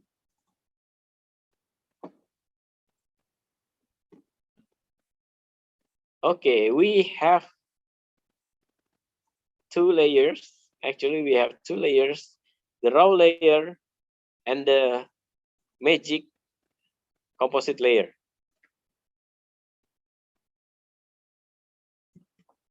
See the difference between the composite? This is the cloud-free image composite. And then this is the raw layer. Very cloudy, especially in the tropical, where usually clouds is the most prominent problem when using satellite imagery. This is the composite image composite. So how we get this composite? So the first thing it do, the script do, is call the image collection and then command Google Earth Engine to center the map on this coordinate, Jakarta, and then we filter the raw image based on the date. So we use temporal filter, and then this is how you do the mosaic composite. So you declare the composite as using var composite, which includes an EE algorithm Landsat simple composite data using collection called filtered raw that we have declared over here, and use this data as float as true. So you can use the data to have a comma behind the value, and then display the data set with band combination. So this has the same band combination, but in the visualization of the raw without composite, you see here the scene and the overlap scene of Landsat displayed as it is, while in the composite it is already been processed. It's already been processed, so you can use this composite for further analysis. As you can see here in the var composite, we use EE algorithms Landsat simple composite. Please notice that EE algorithm.landsat is a specific algorithm for Landsat data. So you cannot use this function with other data sets such as Sentinel or MODIS. This is specifically for Landsat. Okay, have anyone experience any sort of problem so we can troubleshoot?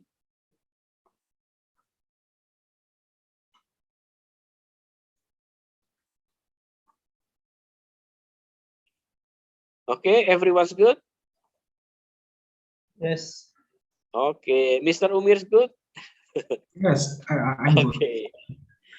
Okay. Okay, so we go to the next slide. Sorry, Mr. Safran, may I ask yes. one question? Okay, please do. About the map set center, this is the coordinate of the area, right? Yes.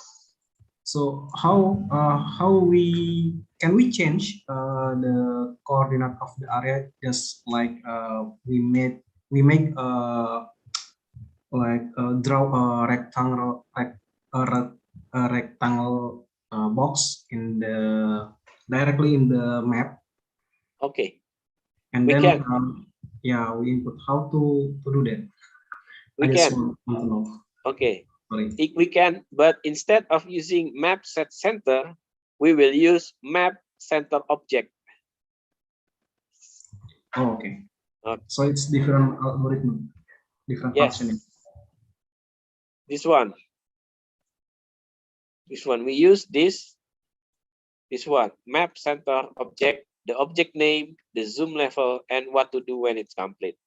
So this is the example when using coordinate, but we will also practice when using objects. Okay? Yeah, thank you. Okay. Let's continue to the next presentation. Oops, sorry. So this is the most important part of Google Earth Engine, and what Google Earth Engine is basically good for, but math, and we are going to use the surface reflectance of Landsat. Actually, Mr. Bay, in the previous lecture, Mr. Bayu has already informed us about actually in each image, each pixel has its own digital number, which is the power of the reflectance, the reflectance that received by the sensor. Therefore, since each pixel has its own digital number, we can do math operation. So this is the most important part, and you can use this principle to create a model, spatial model, using the math expression and math operation. One of the example in using this capability is we can compute normalized difference vegetation index, NDVI, which is very popular and one of the most used index to determine the health of usually used in the vegetation. So use the script to calculate NDVI. Open the code engine.google.com, your code editor. Search for Landsat 8, top of atmospheric collection. Go to bands, return to the code editor, and copy and paste this following script. So previously we used the raw data. Now we use the top of atmospheric correction.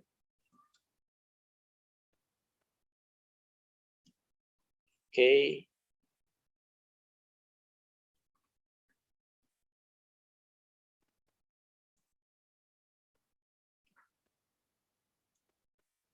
Okay, so let's see what it does. Okay, as you can see here, we have 4 images. Okay, the first one that Mr. Kaisar has already mentioned, we call only one image from Landsat, and then we use EE image. We use EE image. So this is how you call only one image from the collection. And then we display the image using this visualization parameter. And then we center the map to the object. Like you guys already asked before, this is how you do it to center the map on the object, which is this image.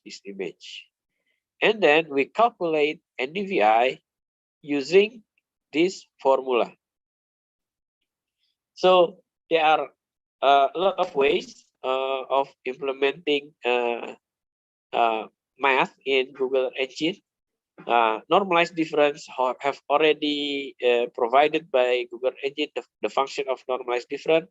What you need to do is just specify the band, which band are going to be used for the analysis. So we go to Landsat 8.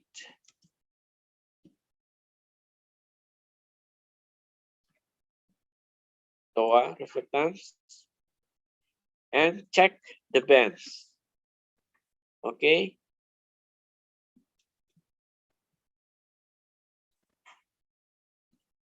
Okay, as you can see here, in the formula, it used near infrared and red. So we must check the bands for near infrared, band 5, P5, the name of the band is P5, and red is P4. Okay, so we input the data, P5 is red, near infrared, and P4 is red. Okay.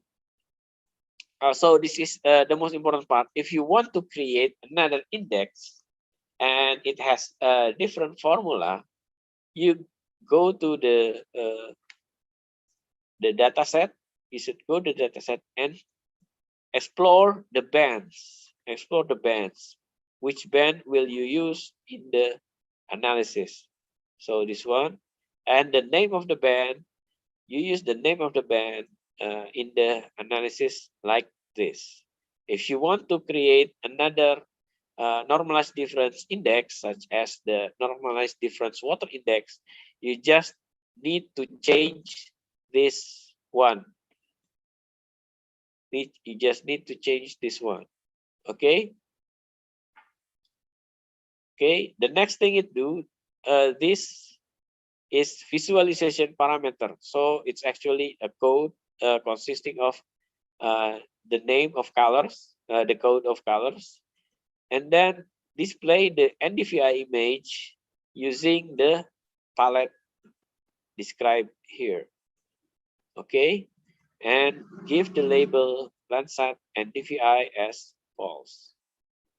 As you can see here, this is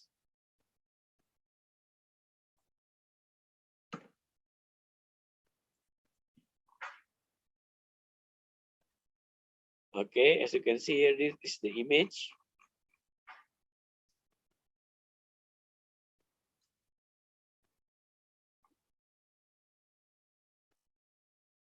Over here, okay, this is the NDVI image derived from this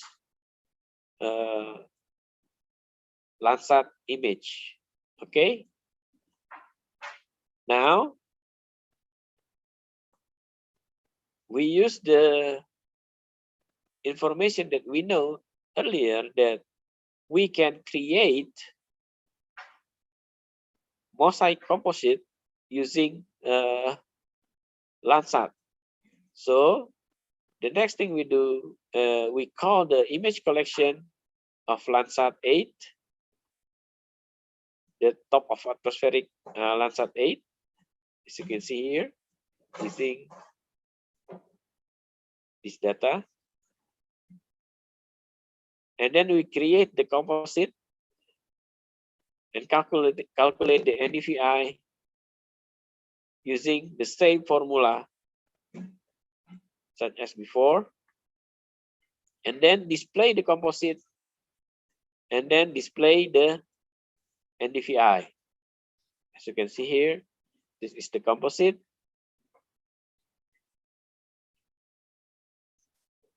As you can see here, there's no clouds. And then this is the NDVI. Okay, we have one PhD thesis, one PhD dissertation. So maybe Mr. Umir want to continue his research using this Landsat Inset simple composite.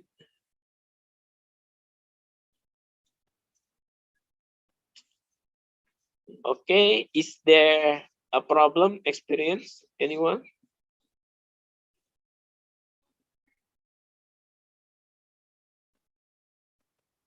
Okay, I think everyone has already succeeded in implementing the script. So we're going to have our first assignment. Yay! Sir, I have a question, sir. Okay, question first. Sir, in a map atelier, you have used false extension. So when we use dot false or dot true. Okay, so in the map visualization, I have this one, false. So this if it this parameter is used when you don't want the filter to the map to be automatically displayed.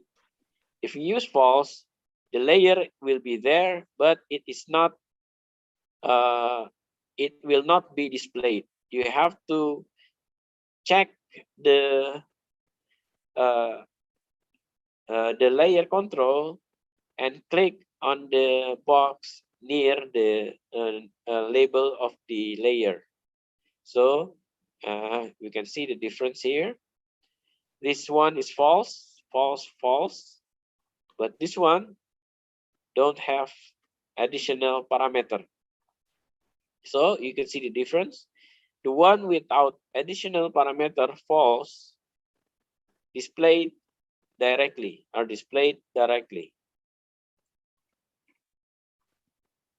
This one is displayed directly, while the ones with false parameter are not displayed directly, but it is available, but you have to click on the checkbox to display it in the map viewer. Okay, is it clear? Yes, sir, it's clear. Okay, assignment. Yay! Okay, the first assignment is to create a script to calculate the NWI, normalized difference water index. It is a very useful index, especially when you are working with mangroves. So this is the formula in the NDWI. So we have the near, SWIR, and near plus SWIR. Okay. So what you should do is you modify the script that is focusing on NDVI, analysis of NDVI, to NDWI with the formula, and then check the band for corresponding bands to be used for analysis.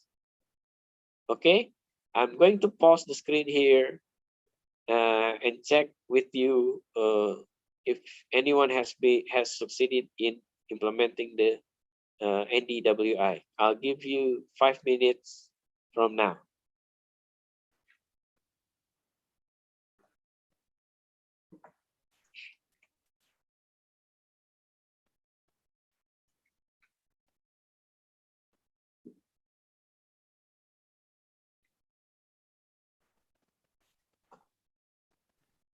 Sir, can you show the slideshow of the task? Okay, sorry.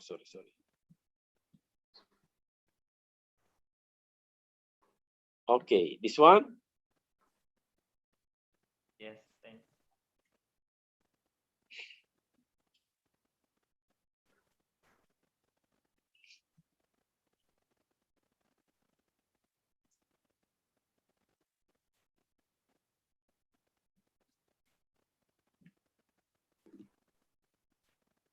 Okay, 3 more minutes.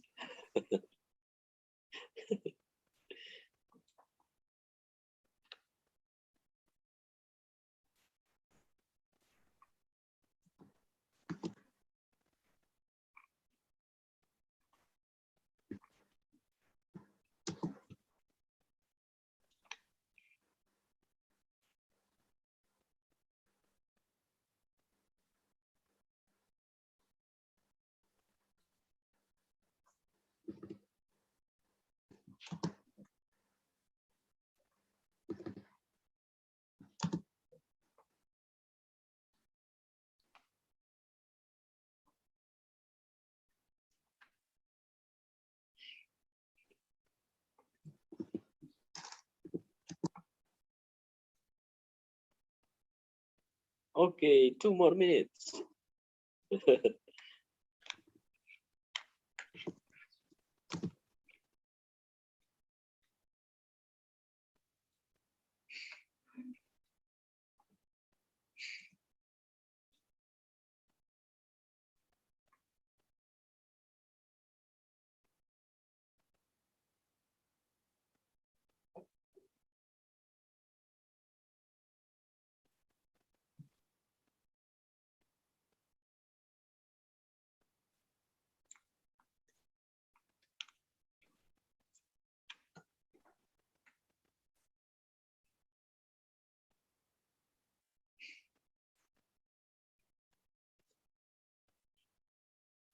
Okay, anyone want to share his or her result?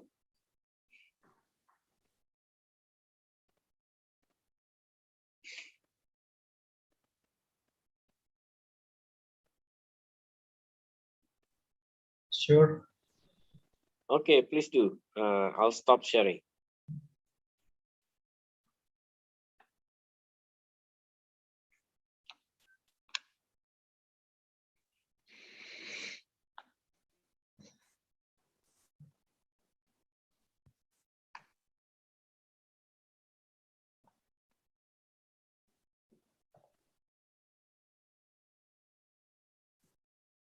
This is it, my modify of script.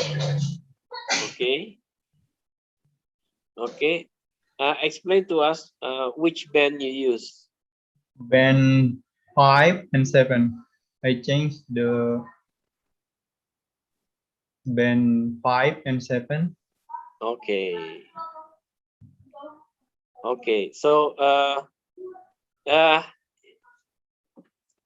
actually you're already correct. And I think what you need to do next is to name the variable accordingly. So you don't want to name it the same, still NDVI, but Yeah. name the variable as accordingly, and also name the visualization based on the correct label. So actually it's band, you're using band 7. 5 and Band 5 7. and band 7. Near band 5, short wave infrared, band 7. Okay. Okay. So actually there are two possible bands, the band 6 and band 7. You can use either band 6 and band 7. Both are shockwave infrared. Okay. Everyone has succeeded. I think I have succeeded in developing the script and implementing the script. So we should continue to the next lecture. Okay, thank you. Hi, Mr. Safran. Okay, okay. Can we have a break Okay, to go to the washroom? To go to the washroom? Okay, I think maybe we 5 have minutes? a 5-minute break. 5-minute break, so you can go to the washroom and get some coffee. For me, coffee is more important. Thank you very much, and see you 5 minutes from now.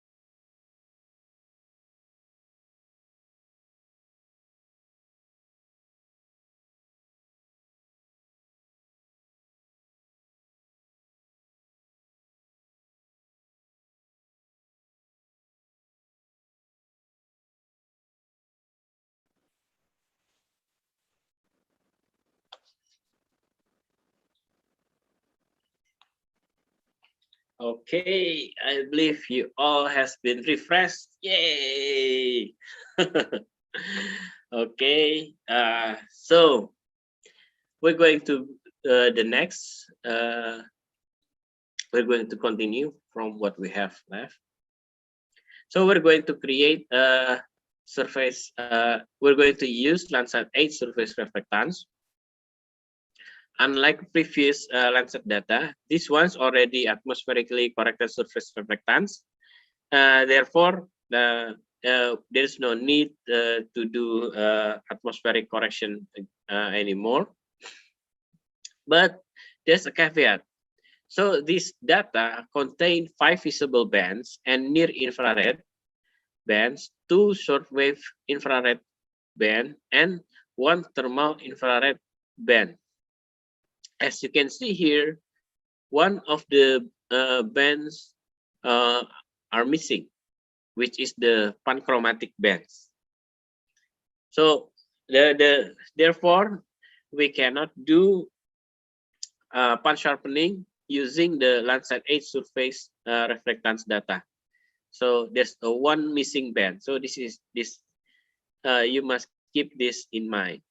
But we have the pixel key A bands. These pixel key A bands is used for cloud masking, because in this pixel key A band there is an information on the cloud mask, the cloud cover, and also the shadow cloud cover. Therefore, this band is important for making a cloud-free mosaic composite. So we're going to experiment. We're going to play around with the cloud-free image mosaic composite using Landsat surface reflectance. So we should go to the code editor, copy and paste the script, and see the difference. So here you go. This is Mas Bayu's favorite place, Segara Anakan. This is his favorite place. So we're going to have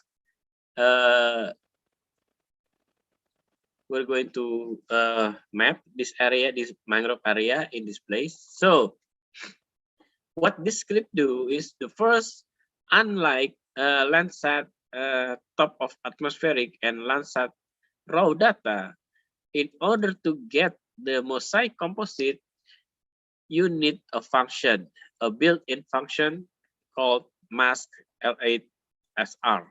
This one, this is the function to mask Landsat 8 data. What it do is that use the bit 3 and bit 5 of the pixel key A band, to mask cloud and cloud shadow, and then it return the image. It return the image and update the mask using this mask variable. So the data that we use is going to be image collection Landsat 8 surface reflectance, filtered by date, and then mask using this function. Okay. Afterwards, we're going to use visualization parameters, and set center on the preferred area, and create the visualization and use it and display the layer using visualization parameters we defined earlier. So this is the result of the image, cloud-free image composite from Landsat data surface reflectance. Okay, as you can see here, it is much better than the Landsat 8 top of atmospheric top of atmospheric and raw data. See the difference here. Okay. Now, has anyone experienced any problem implementing this script?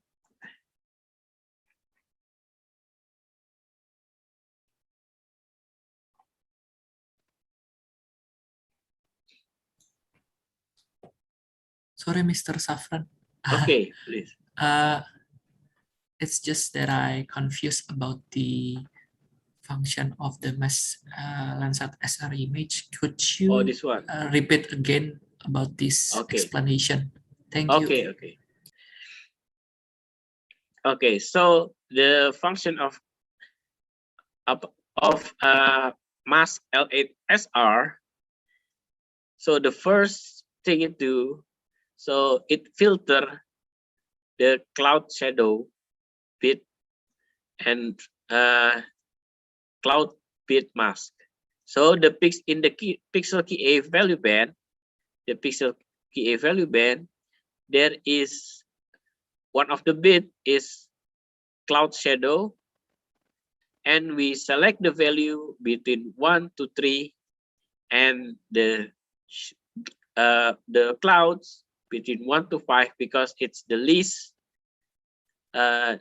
shadowy, the least cloudy part of the image. And then using this function, using this variable, we create a new variable called mask by choosing these two variables, by using these two variables. And then we return the variable by processing the image, using this variable. So update mask is a function to mask an image. So it will mask an image using a parameter where an area is defined. So we define the area by using this parameter. So we use the bitwise cloud shadow bit mask, this one, and this one. So we use this parameter to be inputted in the update mask, the update mask parameter, the update mask function.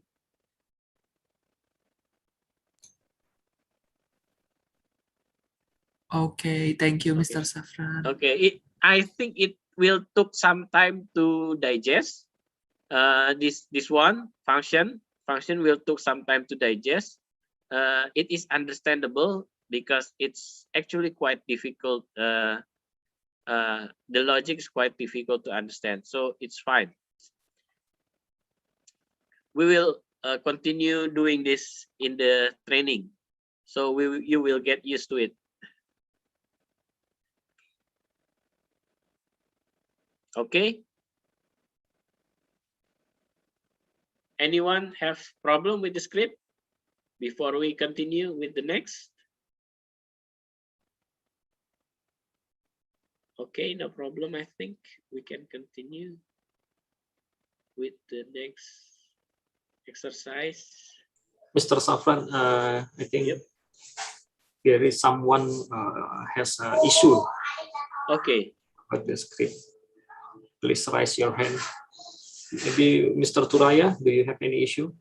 You can ask to Mr. Safran and also Miss Anila. Yeah, and also Petris. Okay. Yeah, I guess my break was more than 5 minutes, so I missed the few minutes. Yeah, this is why I'm unable to get into the same page as you are. You were talking about. Okay. We can just copy and paste the script. From where? Because it's not anymore here, and it's written to go to this link.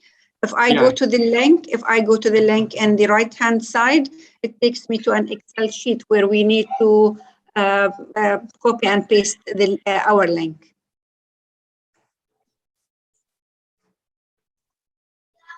Yeah, instead you copy and paste the script from the chat Google room, Drive. better to copy the script from the given Google Sheet, Google Doc.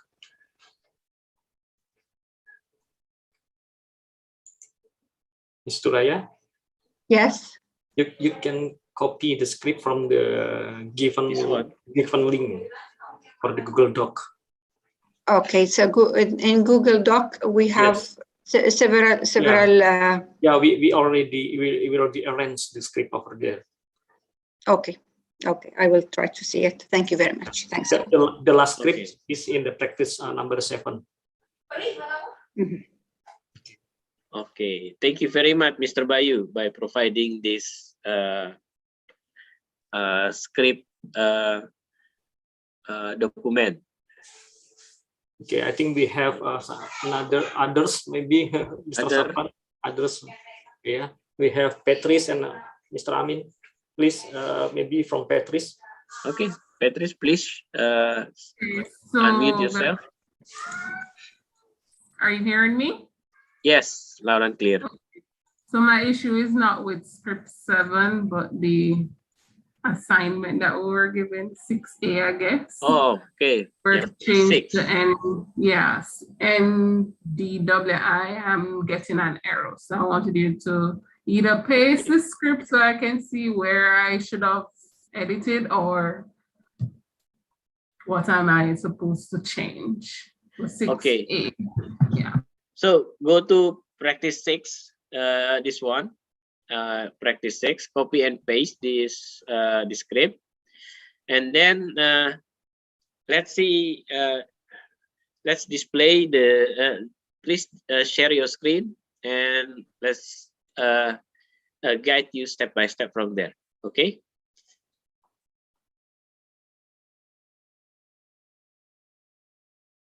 I'm going to stop my screen share.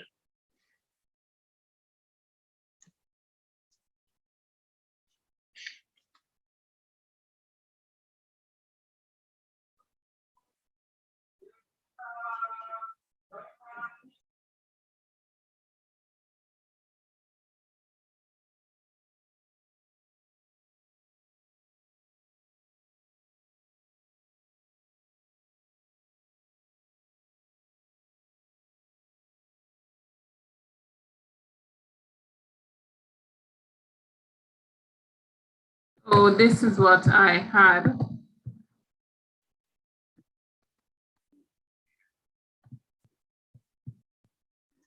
Okay, so go to line.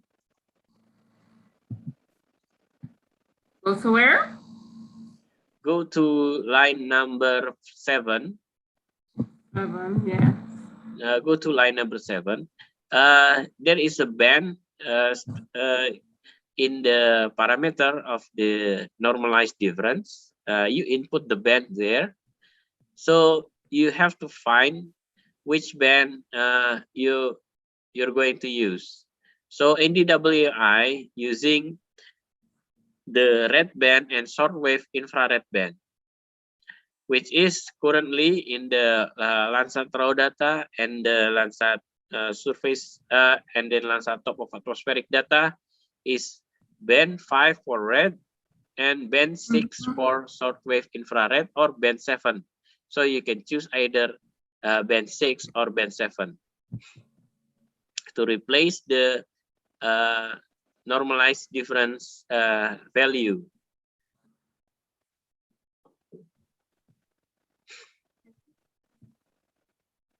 Okay. Okay, I think you're already correct, but don't forget to change the variable names accordingly.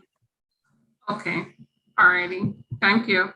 Okay, you are very welcome. So do I also change this to the variable name as well, or? Yes, the Landsat? yes. Okay, thank you. Okay. No, maybe Amin, do you have any question? You can Yes, ask. sir. There is an error in my script. Okay, please share your screen. Please share your screen. Sir, your screen is on. I will stop sharing. Please share your screen.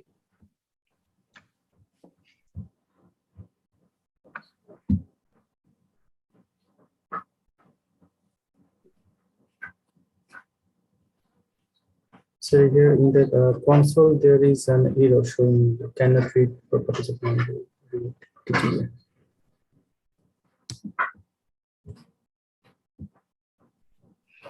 Cannot read. Okay. Cannot read properties of no reading. Okay. So which one? Please scroll to the bottom.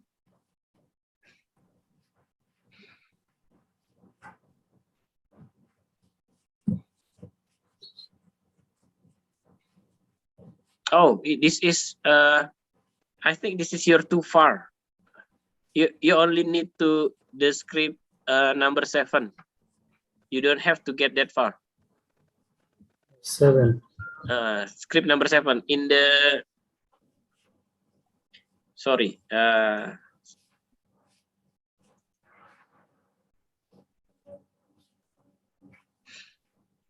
S7, sorry. Yes. This one.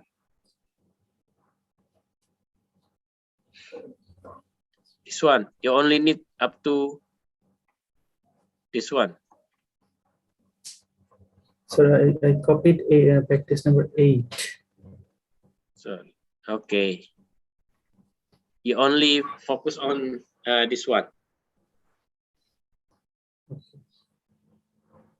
Okay. So, but I copied practice number 8, sir. Oh, we haven't got to that yet. We only focus on the 7, practice number 7 first.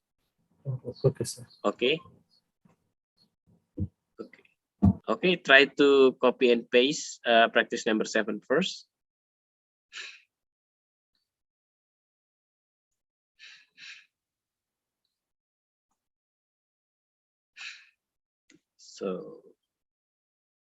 So we're still focusing on the cloud-free mosaic of Landsat surface reflectance. This is the script. So have you succeeded, I mean, implementing the script?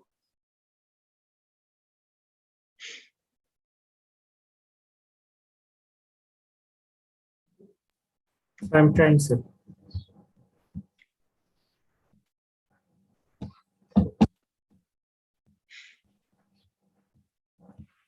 I think a problem here may be that he needs to delete the previous scripts and only work with one script at a time. That was a problem I had earlier when I had to start over. Okay. Yeah. That might be your issue. Okay, please share your screen. I will try to stop the screen, my screen share.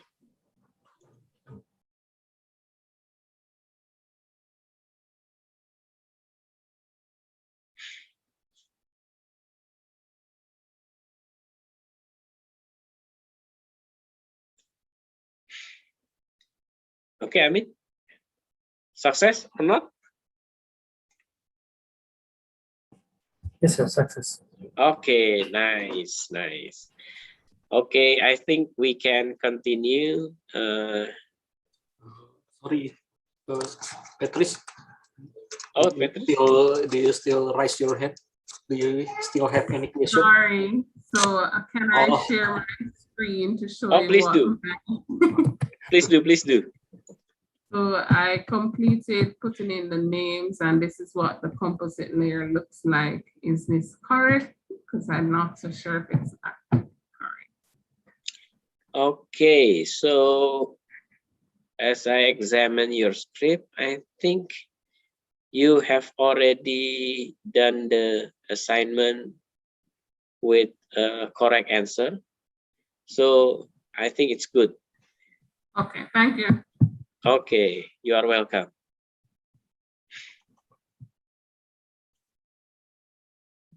So I'm going to share my screen and continue. Okay, now we're going to do masking. So masking, what is masking? It's actually focusing analysis on a certain feature by removing unwanted features. You can use rasters or polygon, but in this exercise, we're going to use land water masking using Hansen et al. The global forest change dataset.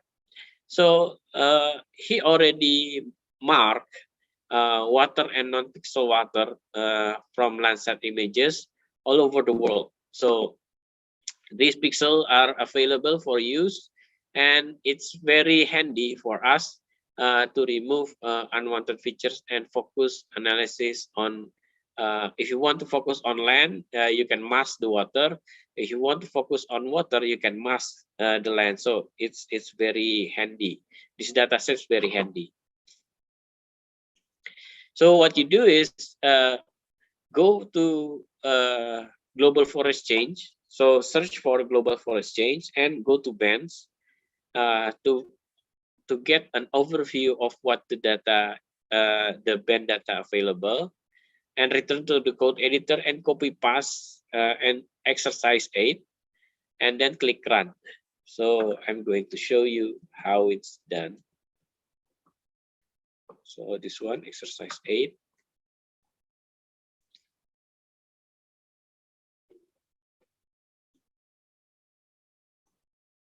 Now, as you can see here, we have the layer one, the full image composite of Landsat. So this one is full image composite. This one is the water composite where we mask all of the land, and this one is the land composite where we mask all of the water. So as you can see here, it is actually very handy. So we don't have to do land masking by ourselves using our own data. So what we do, the first thing we do, we create a function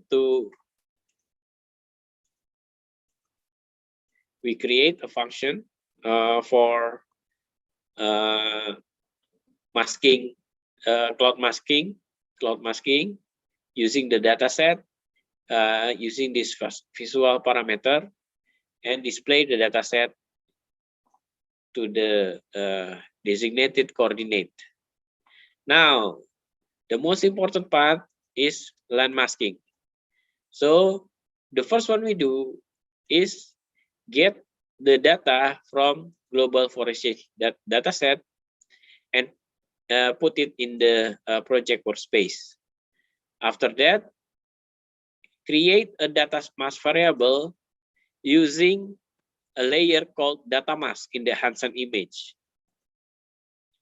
And then we create a binary mask where to mask land, you choose 2, the value equal to mask water, you choose 1.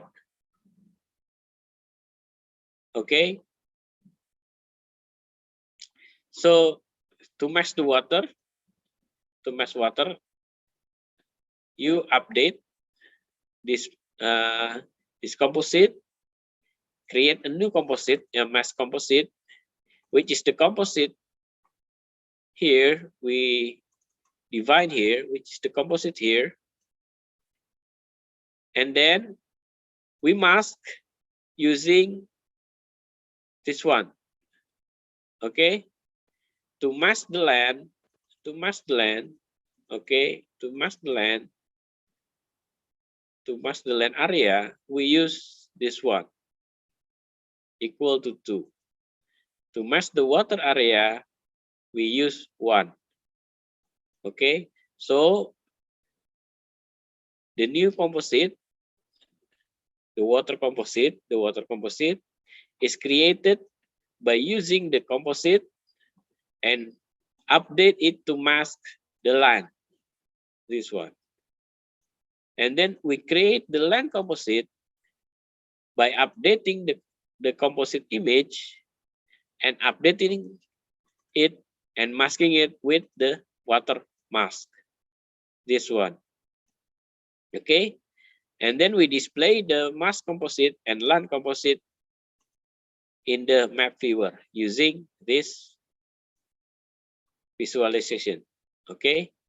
So you can see here, you can play around with this data, this new data set that's already been separated between the land composite and the water composite.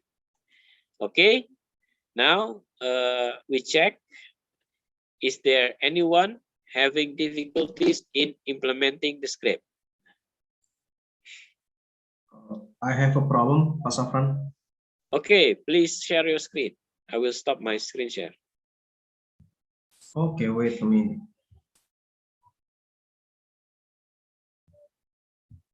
Iya, share.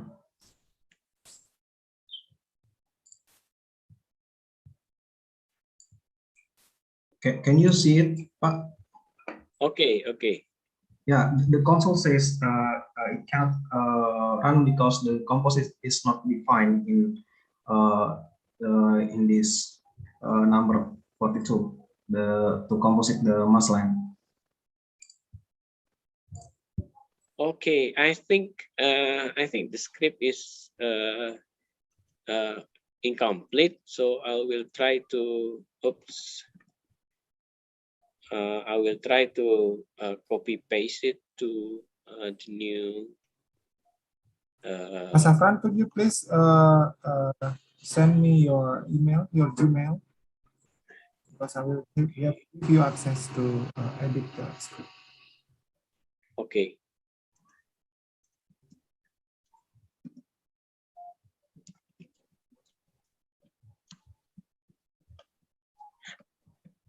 Please use the script I've typed in the chat box, so everyone can type the script. Use the script in the chat box and replace. Replace all? Yes, replace all. Okay.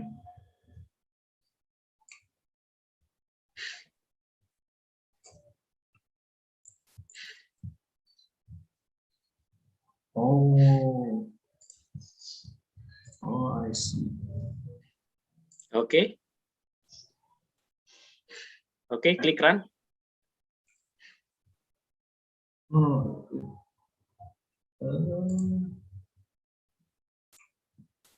Is this? No. The last script in the chat box. The last script. This is right. The last script. This one, I try to copy and paste it to the chat box again. Okay. Okay. Here you go.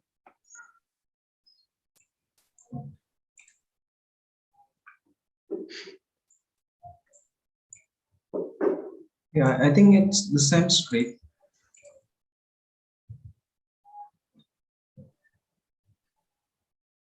No. What is? Mr. Safran, sorry, that's not the. Okay, sorry. Masking script. Okay, sorry. Sorry.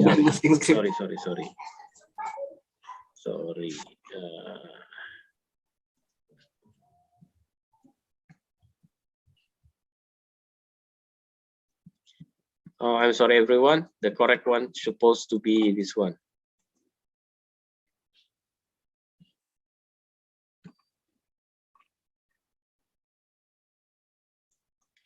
I'm going to give it into two parts. This is the first part.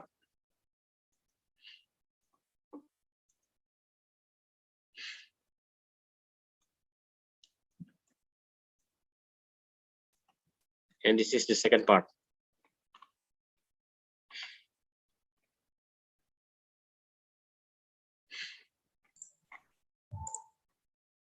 And then the second part is okay. Let's do.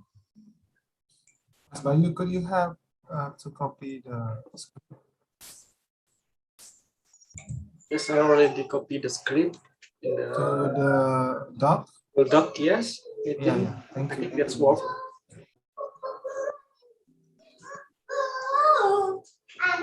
Okay, I just replace the. Okay, Tran. Okay. Yeah, thank you, Tran. Okay, succeed. Okay, I stop my. Okay, please play the layer visualization. Anyone having a problem with the script?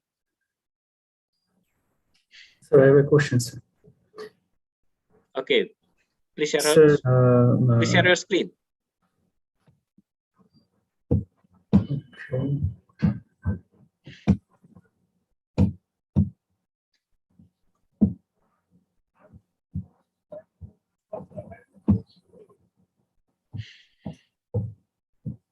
So here we have used equation 2, equation 1, and their equation 0. Why we use this equation, and can we deliberately use the equation number 0, 1, 2, 3 like this? Okay, it means equal. Oh, equal. Equal. So we will discuss this in the math expression expression chapter, but it's okay if you are curious. So I think the last one, So in the bottom part of the mask script, as you can see in the mask script, we create a binary mask where in the data mask, pixel marked in the as len in the data mask is labeled as 2. So we choose the pixel equal to 2 to mask the LAN area. In the data mask, for water pixel, it is labeled as 1. So therefore, we choose equal to 1 to mask the water. So that is how you do the logical expression, logical operator, math logical operator in Google Earth Engine. This is how you do it. It's equal, not equation. It's equal to Yes, 2. The other operator we're going to have subtract, add, multiply, and divide. So this is the common operator used in Google Earth Engine. Okay. So, can we use, sir? Can we put the number deliberately, or there is some reason that here we will put 2 or 3 or 1? Okay. So in this example, as I said before, in the Hansen image, pixel marked as len is labeled as 2. So therefore, to mask len, we choose equal to 2. Yes, sir. Okay. Thank you, sir. So in another example, maybe if you want to display only pixel that has greater value than a certain number, you use GT and the number is greater than, it's GT. If it's lower than, you use LT. It's something. It's a selection parameter. Okay. Are you clear? Yes, sir. Okay. Thank you very much. I will continue. Hey, with the sorry, next. Okay, please. Mr. Safran. Okay. I think please, Dr. Chu. I have a problem with the script. Okay, please do. Please share your screen. Okay, I share it there. Okay. Okay. Yeah, I have a problem with number 18.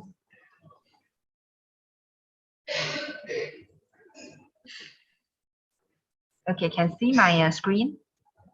Okay. Oh, okay. I think you have to refresh your browser. Okay. This sometimes happens.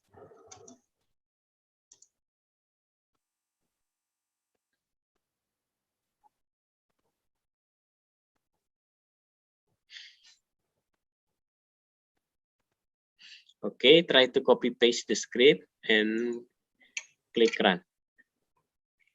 Oops, there's a problem. Did I copy the right script? Please try to use the script from the chat. Yeah. I copied from the chat, but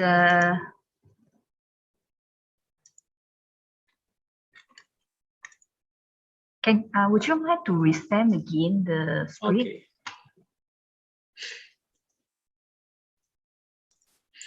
It's look like the script cannot call the Hansen image, Mr. Safran. Yes. I still figure out how this can happen. This is the first part. This is the first part. And then this is the second part.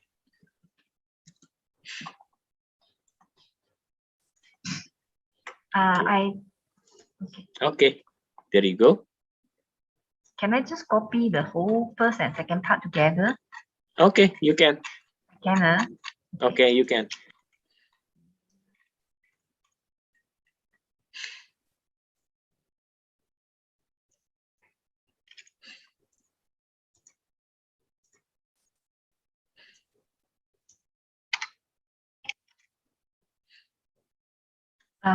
That's weird. The error keeps coming. The error keeps coming. Yeah, I think this part.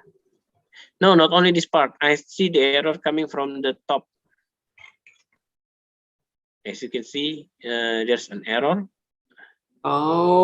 Because this is not complete. Not complete. Incomplete. Yes, I think it's incomplete. You can copy from the given link of the Google Doc. Okay, I go to Google Doc. Yeah. Okay, this is incomplete. So go to the Google Docs and exercise 8. Practice 8.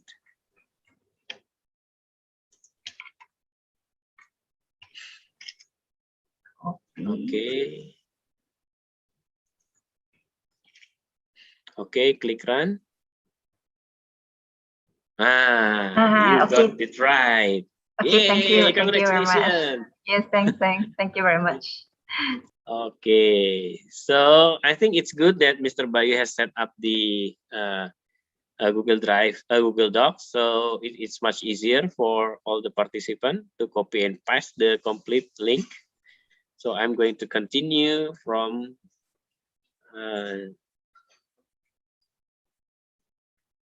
after the land masking. Okay. Now, this is the most interesting part. Math, operation, function, geometry tools, and visualization. Now, Ami has previously asked us about how we implement mathematical operation in Google Engine. So actually, there are a lot of ways implementing mathematical operation in Google Engine. The first one using expressions, and the second one is using operators.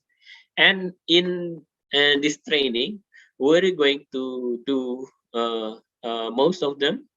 So there will be arithmetic operations such as addition, sub, add, subtract, multiply, divide, modulus, and exponents. And also relational, equal, not equal, less than, greater than, etc. And then the logical or, and or not, and not or, and if then else if. Okay. These are the common mathematical operator, and it will be useful for you to understand this concept before implementing it in Google Earth Engine. So we're going to do math expression. It's actually a two-part script. So the first one, copy and paste the script. This one, this first one, the first part. And this is the second part where we can calculate enhanced vegetation index using image expression. So please copy and paste practice 9. And then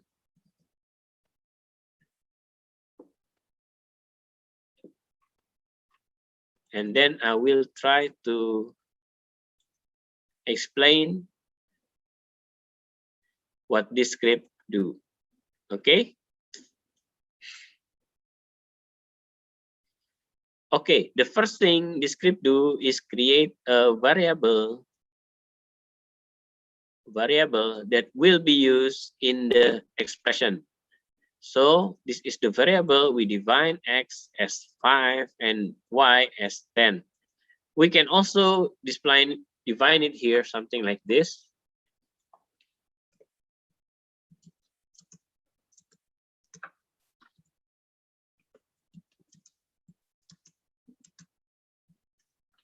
So you can use either way. You can use this one or you can use this one. It's really up to you. So in this example, I'm going to use this one, but actually it's the same. Okay, so this is the arithmetic operators. Not to be confused, the one with the Sorry, Mr. Safran, yeah, your screen not change. Your screen is still the calculate in Hinge. Oh, okay. So I think Top screen first, maybe. Yes, thank is you. there any Yeah. problem or it's just slow in displaying? Have it displayed properly? Yes. Now we can see. Yes. Thank you. Okay. Sorry, I think maybe it's the bad connection. I think. Sorry. Maybe it's good that I stop the video to improve the quality of the bandwidth. So okay, so this is you can do either way. You can do like this.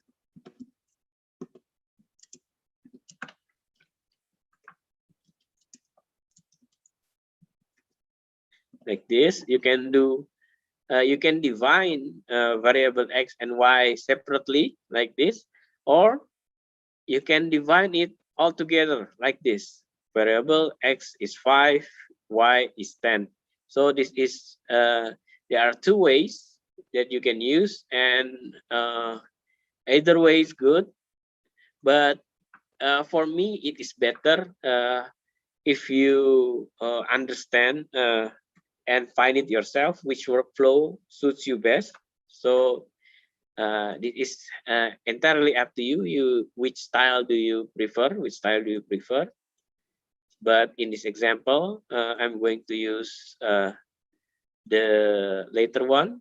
So I'm going to comment this in order not to mess up with the calculation. And then the one, not to be confused, the one with the quotes are string. The one with the quotes are strings. Strings are only displayed as it is, so it's not processed. So, like the first one in arithmetic in the arithmetic operator, the first one displays how you add from x and y. So this one is actually outputting this one, only the text, only the text. If we give this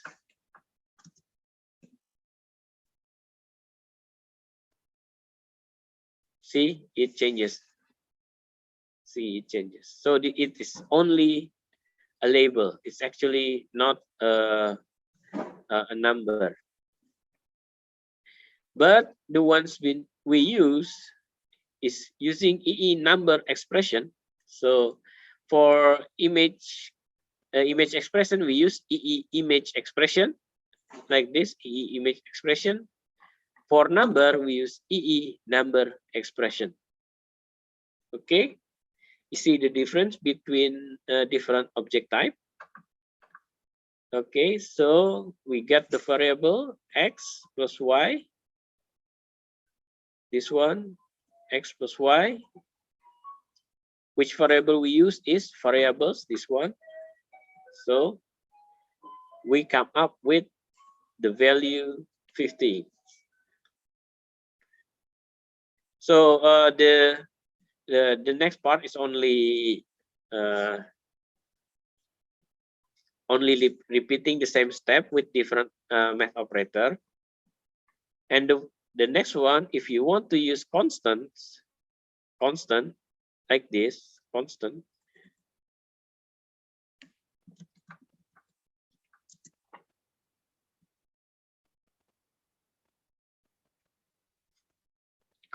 Use constant to make something like to be used in the formula. You can use something like this. You put the constant, put the operator, and then input the formula you will be using in the constant. You'll be using with the constant. So this is the result of the implementation of constants in the expression. Google itself can use several math constants such as the math p and the natural number, math natural number. This one. Okay, null means no variable will be used. So this one means display math p and no variable will be used. Null. So this is the result. Math p is this one, and math natural number is this one. Okay. The next one, to calculate image expression, image using expression. Yeah. The first thing we do is to load the image that we want to compute the MVI with. So the next step we use MVI. The next step we use computation of MVI using image expression by integrating its formula here and declaring the band that we will be using. So there are three parts that you have to memorize. The first one is the image you're going to use. The image you're going to use. Input it in the formula, and then define the value, define the bands that you're going to use by selecting each band from each image. Okay. This is how you do image expression in Google Earth Engine. And if you happen to have already formula for other indices, you can use image expression to create your own model. To create model to implement in the Google Earth Engine. And then after that, we center the map on object and then display the map in the map viewer. This is the overall output of the script. Okay. So if you happen to have any problem, please don't hesitate to unmute yourself and share your screen with us.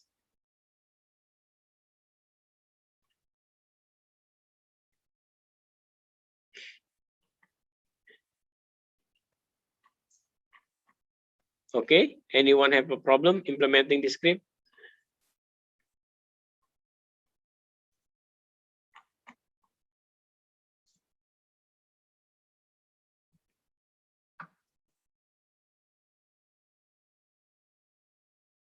Okay, so if not, we can continue.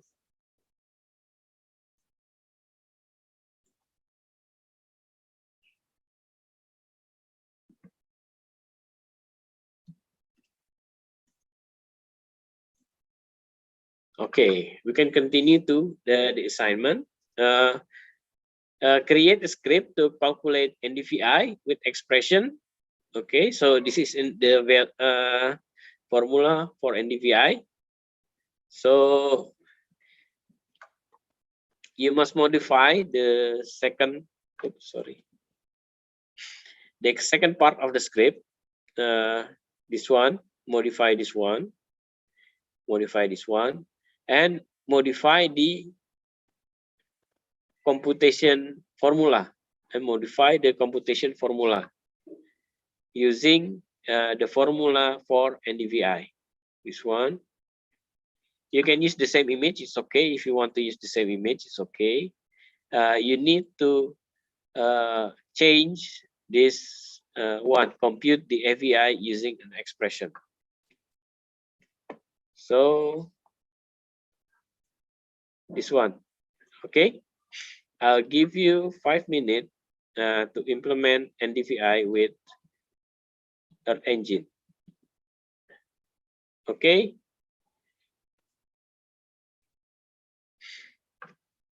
You can start from now.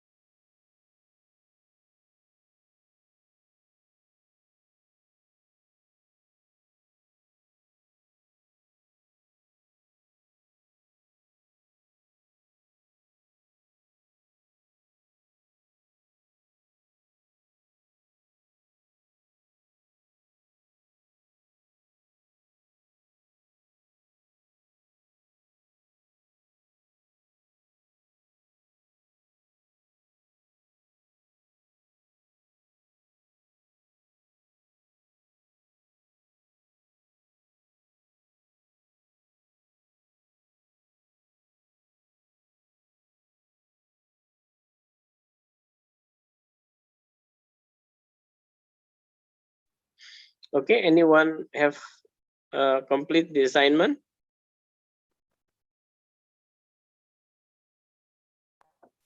Yes, but I don't know it is right or not.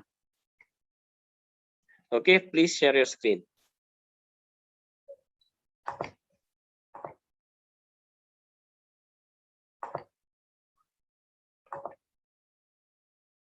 Is it true?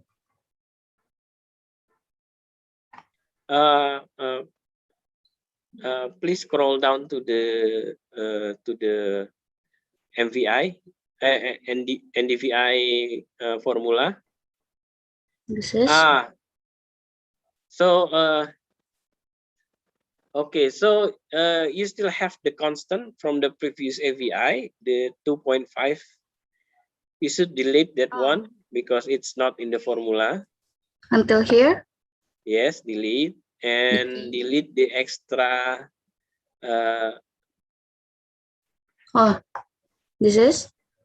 Yes, delete the extra.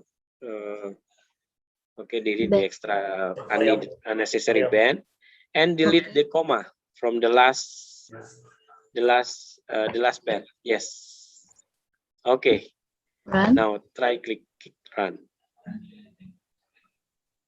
Yeah. Okay, now you have made the correct script. Okay. Okay. Okay, next, anyone want to share their assignment? Can I share, please? Okay, please do. Please share the screen. Right.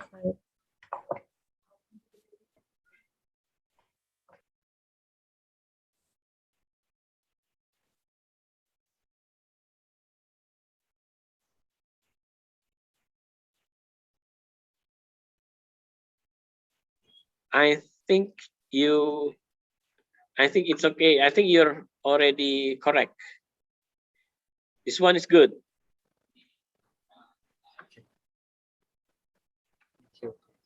Okay, this one is good. Okay. I think most of you has already completed the assignment. Good work, everyone.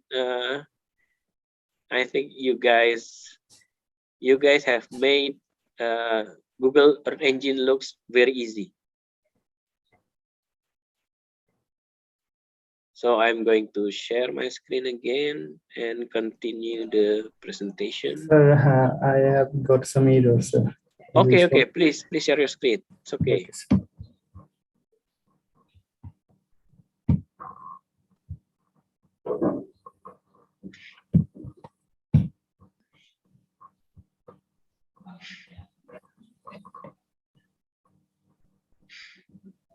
Oh, so many errors.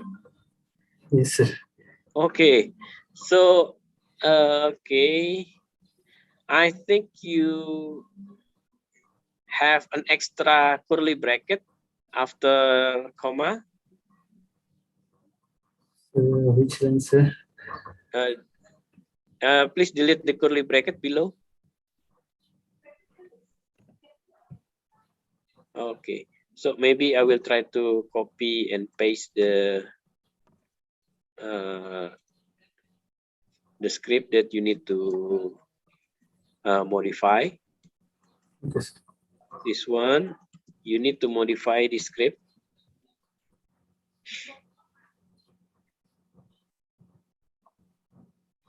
Okay, you need to modify the script.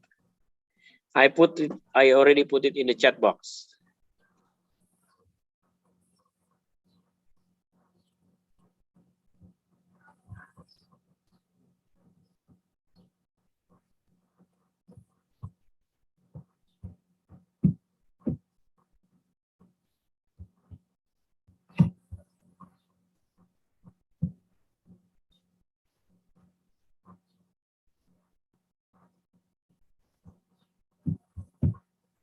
Okay, please copy and paste the script from the chat box, the final script on the chat box. Sir, I didn't get any message, sir.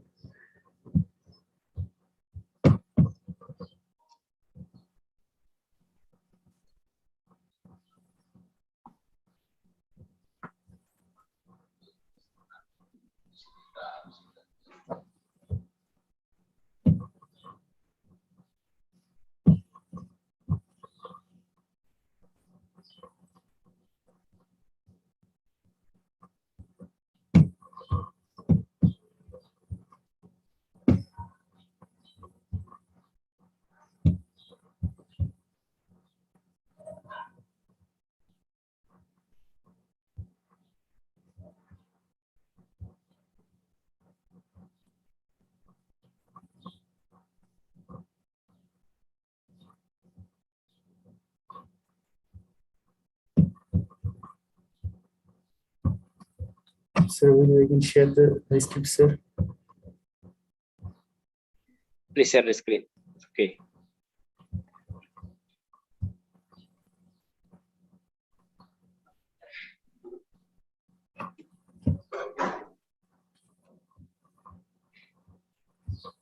Sir, I didn't get the script, sir. The portion I have to modify. Okay, okay, let me share the screen first. Okay. So you have to modify this part. This part. You have to modify this part. This one. This one. And this one. So the first thing you do is you name the variable as NDVI, and then use the formula for NDVI.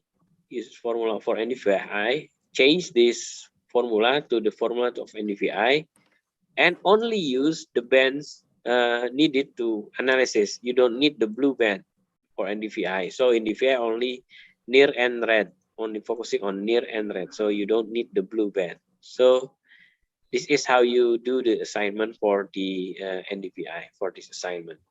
Okay. Okay, sir. Okay. Okay. While Amin do the assignment, anyone else having problem with the assignment? Can you show again the formula for NDVI? Okay. Okay. Your Sorry. slide. Yeah. Okay. This is the formula. Moment. Okay, thanks, got it. Okay, got it.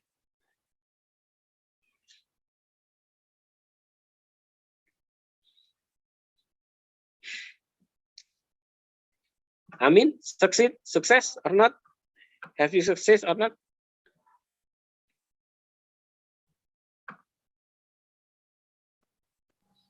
Yes, sir, success.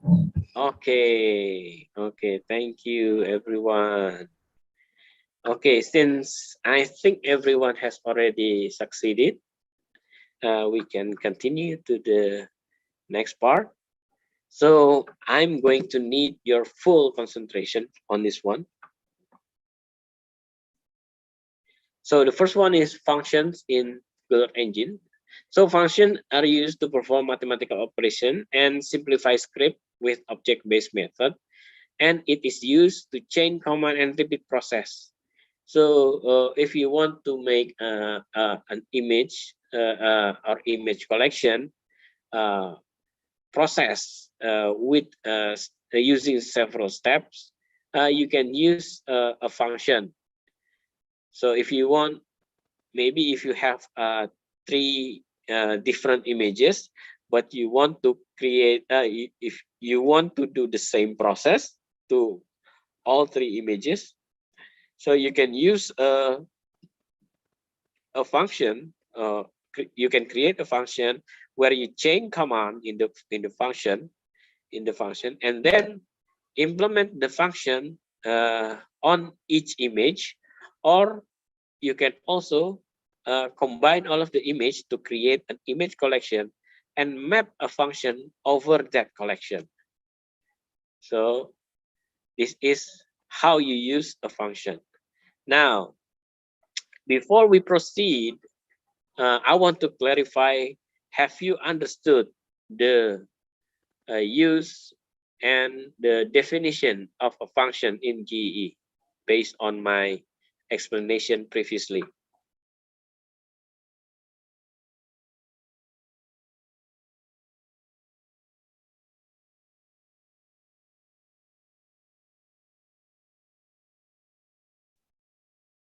I don't know if silence is gold or confused. Sorry, Mr. Safran. Maybe for me it's kind of confused. Maybe you can repeat again. Okay, so I think this, yeah, I think this really needs a few iteration for you to understand the concept. So if we want to create analysis, the same, and if you want to do the same analysis over several images or several objects, we want to do the same analysis, it is better for us to chain that the process within a function. So in the function, you can create a chain of command. We can create a chain of command, and then returns or output returns the image processed using that command the same way the other images will be processed using the command. So you don't need to create new a process each time. You don't need to declare various variable and process each time you want to do image analysis for different image, but using the same process. Therefore, the function usually, the content of the function usually, the first one you need to do is to declare your function name, var my function, declare the variable var my function, and then use the syntax function to declare that this statement is a function. Use this syntax to declare that this statement is a function, and within the function there is an argument. The argument will include the input you are going to use. If it's image, the argument will be in image. If it's number, the argument will be a number. If it's string, the argument will be a string or variable. And also, aside from the object, the input and the argument, it is also possible to add the argument, not only including the input, but also including the parameter of the input. As you will see on the example afterwards. And then after that, within the after the argument statement, you have to create a double curly braces, and within the double curly braces is the process of chain of command that you're going to use, and then you return or output the process that you have previously written. So this is going to get confusing, but I think you all going to get it eventually. So the math operation on an image, you just use the new variable name and define what to do with your image using your previously declared function. In this example, you create a new variable name and then use mang function to process an image. Okay, if you want to use it over a collection, it means that you're going to create a new collection. So you declare a new collection 2, which come from collection 1, and what to do with collection 1 is map collection 1 with my function that I've already declared previously. So I'm going to go to the next slide.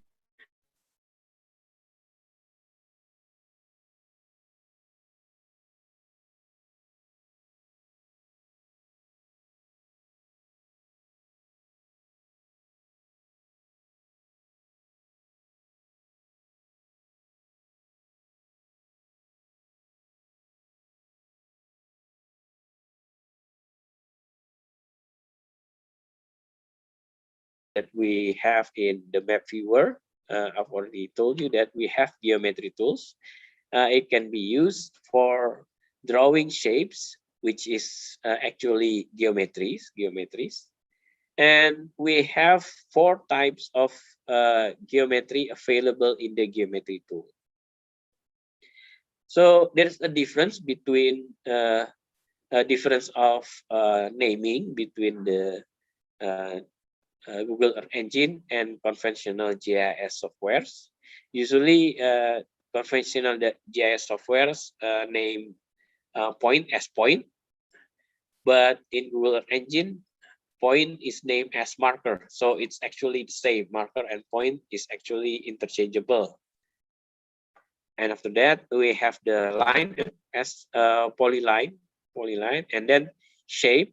Actually, shape is polygon, and rectangle actually is a rectangle polygon. And then inside the geometry imports, we have geometry. We have 3 types of geometry. The first one is geometry, and the geometry that has already been given attributes called feature. And then a collection of features is called feature collection. So actually, if you are familiar with shape files, it's actually a feature collection. So in the shape files, they usually have the geom field. That is actually the geometry without attributes. So the tables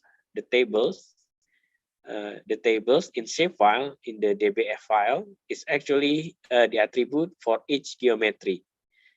So combination of attribute table and the geometry is a feature collection. So you have to memorize the difference between three type of geometry in Google Earth Engine. Okay, and then we have the visualization parameter, where you can edit properties of layer, customize the layer visualization, band selection, value range, gamma, palette, opacity, and base maps. So this is both the visualization and geometric tools are important in analysis of your remotely sensed images. Now we're going to practice about band function, and before copying and pasting the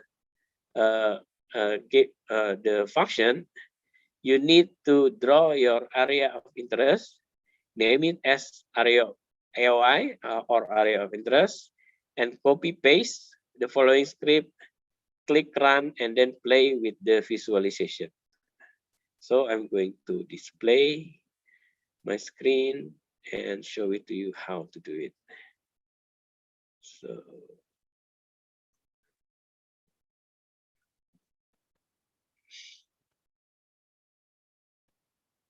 okay, so I'm going to delete this one.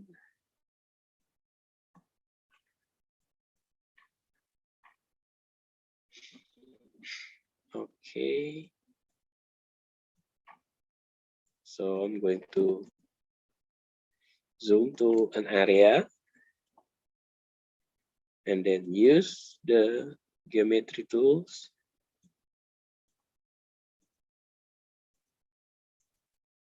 to draw geometry and then rename it as okay.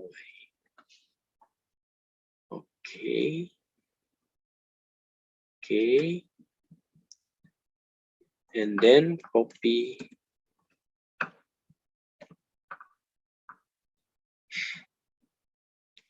and then copy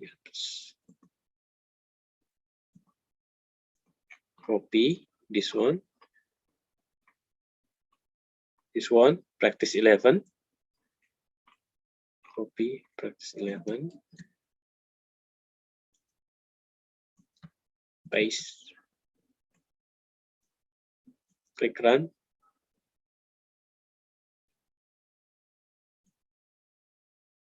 Okay.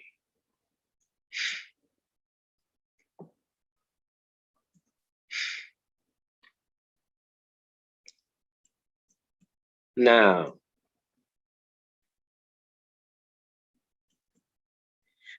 we have what this script do is we create two images based on two image collection. So we create a function to calculate NDVI. So what the script do first, declare NDVI and declare the function. The input of the function is an image. So this one, the input of the function is an image. After that, it will return or output an image and process with normalized difference of band 5 and band 4, and then close the function. This is how you create the function to calculate NDVI. And then you load collection 1, which is 2014, and then collection 2, which is 2020. So this is useful for people wanting to know the difference between the condition of one area a few years apart. So this one is two area 6 years apart. Afterwards, we create a composite of two separate images and compute the NDVI of each image using this function. So we compute NDVI from these images using this function. Afterward, we subtract the difference from NDVI2, this one, with NDVI1, this one. We subtract NDVI2 with NDVI1. Okay. After that, we display it in the map viewer, three different images. The first one is the composite. The first composite is Landsat collection of 2014, and the next one is 2020. So this is the first composite. The second composite,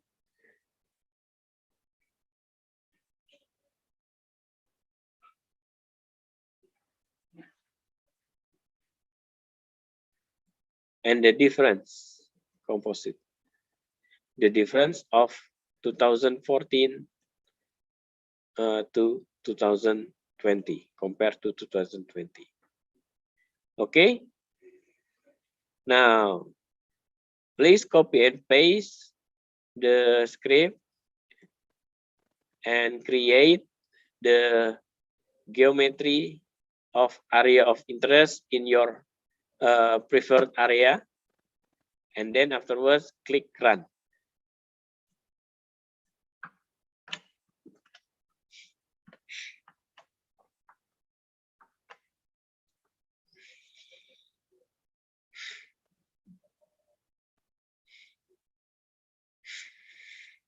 Okay, anyone experiencing any problem? Yes, me. Okay, please share your screen. I'll stop my screen share.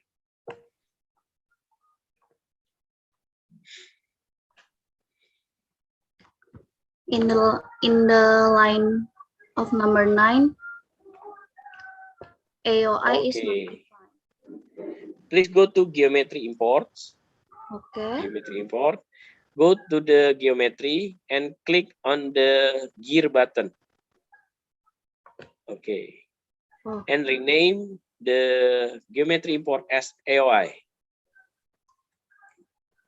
Lower cases, yes. Okay. And then try to run the script one more time.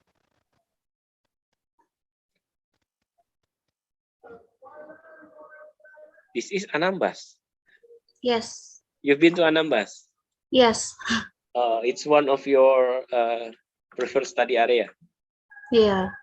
Okay, I've been there too once or twice. Where? In Tarempa? Tarempa. Is it success or not? Yes, I think you have been successful. Usually, this type of analysis used in forestry research to measure the difference of vegetation cover over time.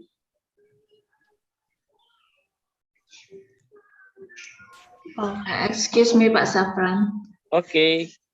I think I have the same problem as Anggia, but I missed what was the problem. Okay. Okay. Go to geometry tools, geometry imports, and click the gear button to edit layer properties. Okay.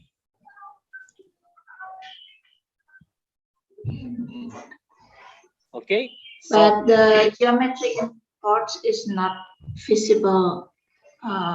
Which one should I click? Oh, okay. So, do you mind sharing your screen? Oh, yes, sure.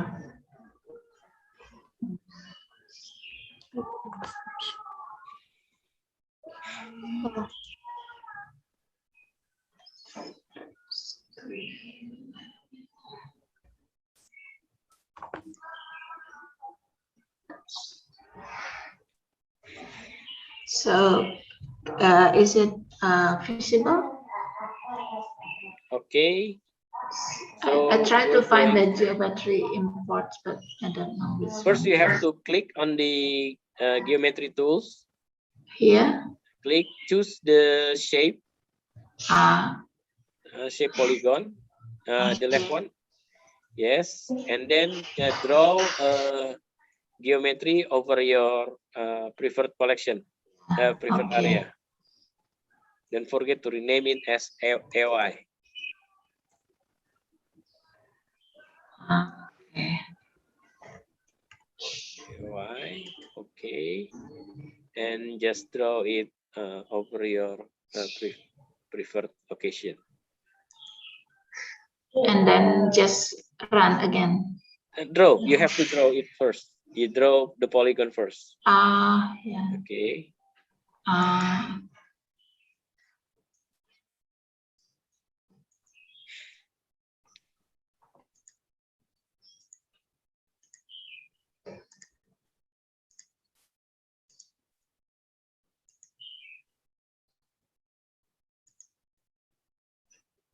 Okay, click run.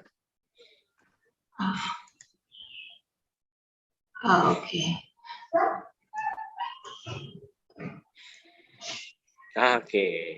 Okay, you have 3 thank you.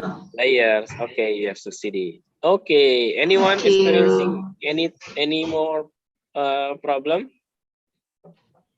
Not a problem. I just had a question. Okay, please do. Okay, so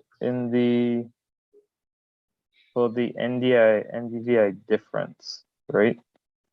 Yes. What is actually indicating the difference? If there's, so when you look at, so you get 3 layers, you get 2 composites and an NDVI difference. I'm just trying to understand what exactly is the NDVI difference showing us? Like, how do you read that particular image? Would it be, if there was vegetation change, would there be yellow spots? That's what I'm trying to understand. Okay. So actually, I will try to share my screen and explain a little bit related to the question. Okay, so the NDVI difference usually used by forestry researchers, and this is used to usually to visualize if there is a difference between time period of vegetation cover and biomass. So you can apply this. So if we want to know only the area which has a decrease in NDVI cover, you can create a filter like this, customized as -0 to -0.3. You can see it here.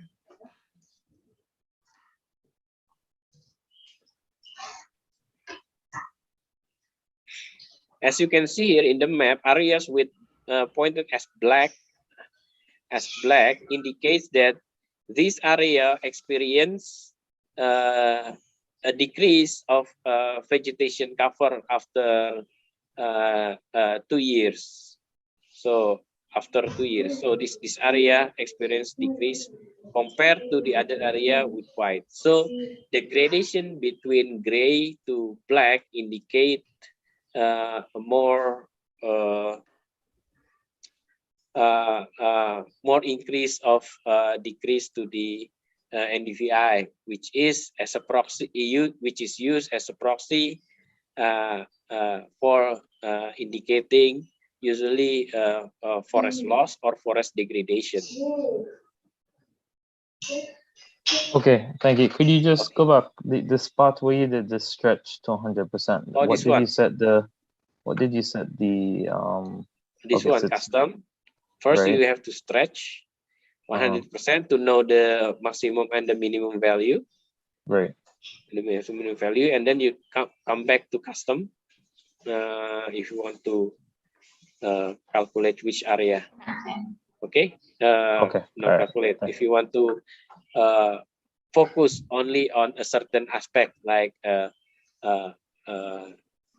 addition or degradation, something like that, we use this this field to customize the visualization based according to your needs. Okay, thank you. Okay.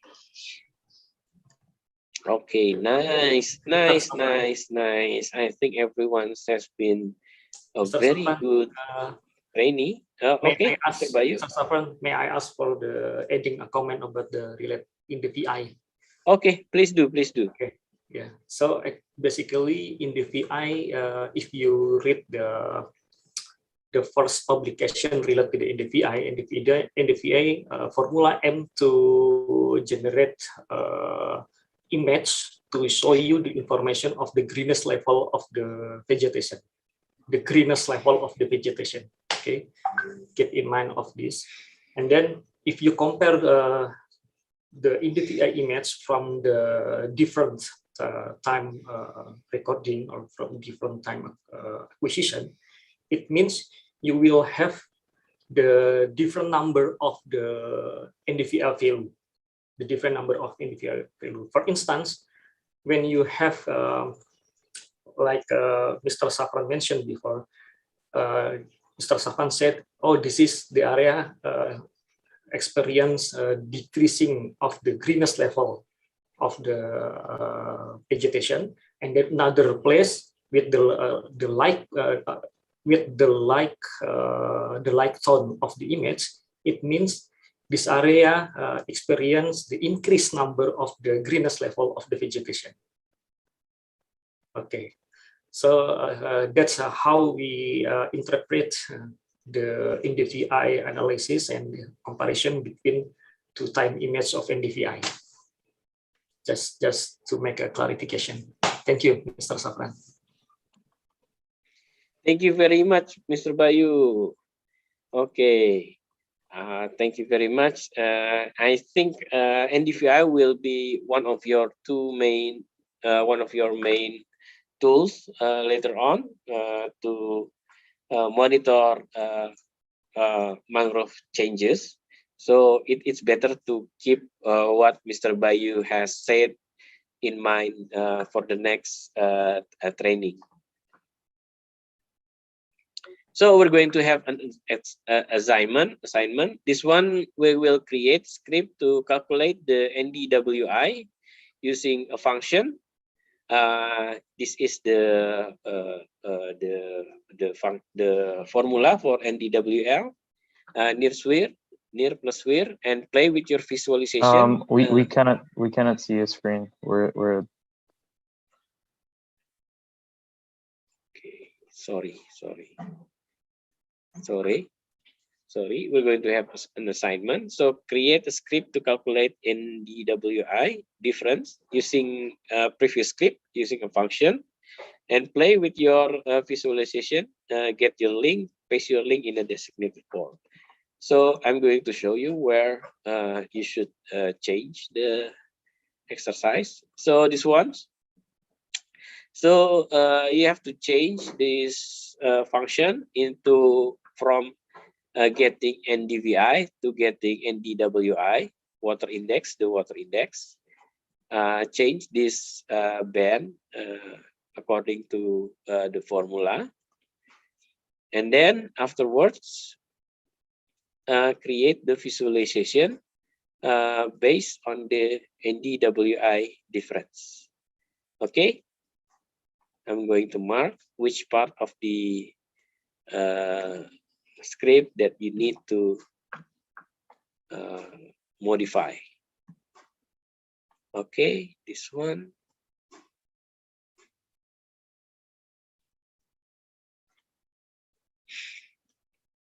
And this one. Okay, you got 5 minutes from now.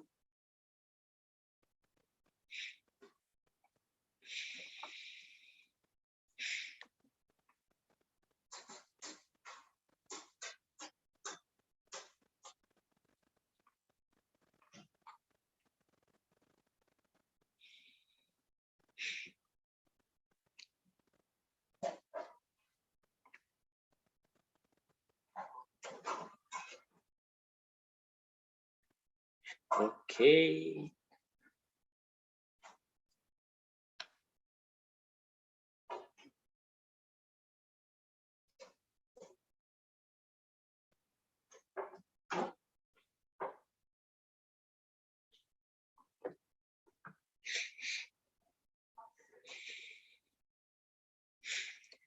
Okay, has anyone succeeded in developing the new NDWI script?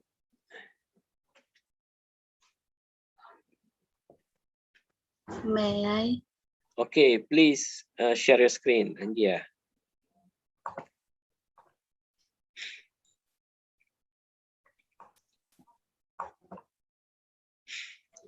Okay.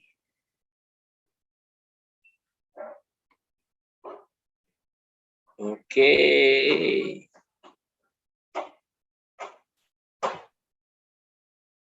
Okay. Okay. I think it is good. You are correct, Anggia. Hey, congratulations. Thank you. Congratulations. Okay, anyone want to try to display their assignment? Pak Safran, may I ask him one question? Okay, please do. Please. How to change the color of the result? Ah, yes, yes, yes, Can we? yes, yes. Yes, okay. I will show you how to do it. Okay. So this is important for visualization. So can you guys see my screen? Not Okay. yet? No. Not yet? Okay. Okay? Yes. Yes. Okay, first you have to go to the layers and then click the gear button, and then first you stretch it to 100% to get the range of the value that you want to use. And then afterwards, you click palette. You click palette. This one like red. Okay, orange.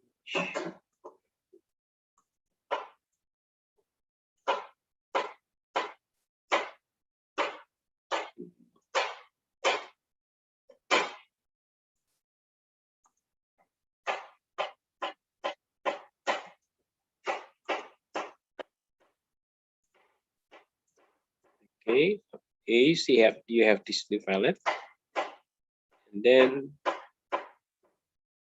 now we have a new image with the new visualization. Okay, now this visualization, if you think that you want to use this visualization over and over again, you can import this visualization here, and you have a new variable image visparam.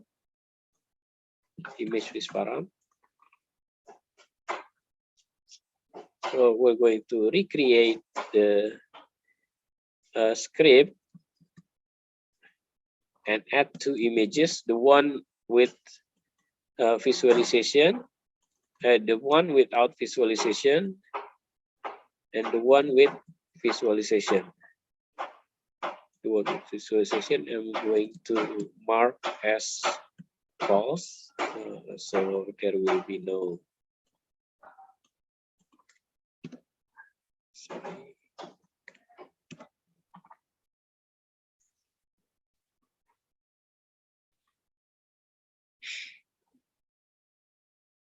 Oops, sorry.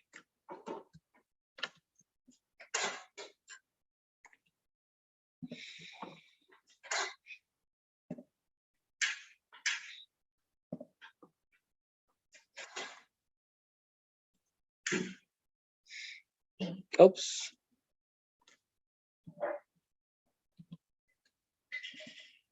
Sorry, I added the wrong value. Okay. So as you can see here, this is the one without the visualization, and this one is with visualization. So you can save your visualization by import, and then you have this in the import. You can change the name, fish, such as this fish, and then it will automatically change based on the name you entered previously. Is that clear, Mr. Umir? Yeah, thank you. I will try. Okay, you are welcome. Okay, I think we're going to continue. Wait a moment, Mr. Safran. Okay.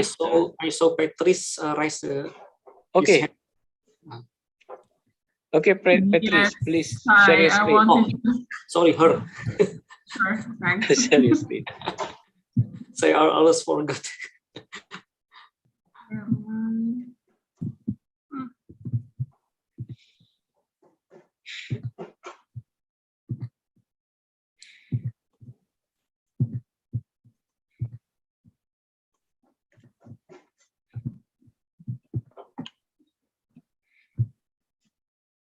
Are you seeing it now? Okay, it displayed. Okay, this is the NDWI. Okay, band 5, band 6, composite. Okay. You don't forget to rename your variable accordingly. This is not NDVI, it's supposed to be in DWI. Okay. Okay. Okay. Okay, don't forget the letter. Okay.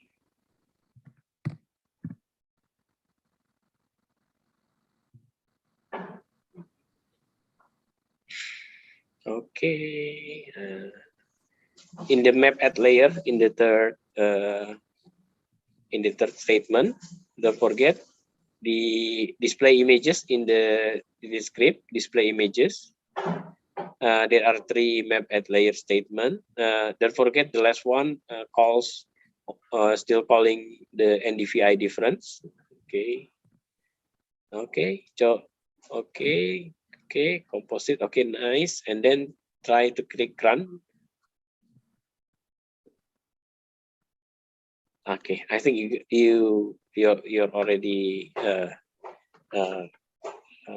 finished the assignment. Okay. It's correct. Okay. Okay. Congratulations, Patrice. Yay. Now let's continue to the next topic. Oops, not yet. Okay, so this one is using function across image collection. So open the code editor. Don't forget to draw your area of interest. Name it AOI. Copy and paste the following script. Click run and check the new band.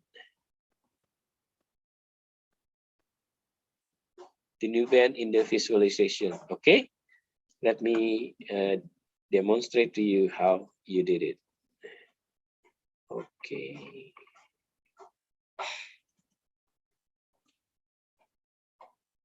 Oops, sorry.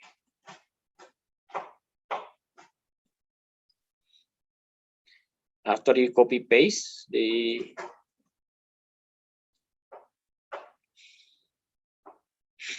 okay, the first thing you do okay, this is the geometry import. After you draw the geometry import, don't forget to name it as AOI. The first thing you do Not is seeing your screen. Not seeing your screen. That's weird. Also, do we need to use a new area of interest, or can we use the one that we're using? Oh, you can use the old one. It's okay. Okay. You can just rename your save as and rename your script. So the first thing you do, you create the AOI. You create the AOI, and then name it as AOI. The geometry is AOI, and then use this function to get the NDVI from image. Now, this function is used to get NDVI from a collection. So this one will output an image, but this one will output a collection. So let me show you how the difference. So we're going to use Landsat 1 collection. So if you want to create an image called NDVI on each image inside the image collection, use this function instead. If you want to use to calculate NDVI only for one image, use this function instead. Okay. After that, we map the function over a collection using the map syntax, and then we output and display it in the map viewer, and then we center it on the object. After we run this, as you can see, this is the composite. See the composite.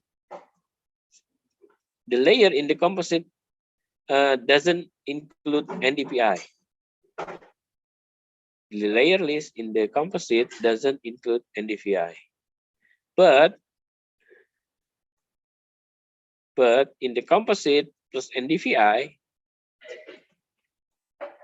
this one, in the layer list, it includes NDVI. So if you want to implement the function inside a collection, this is how you do it, using the add NDVI function using this snippet. Okay, so let's try.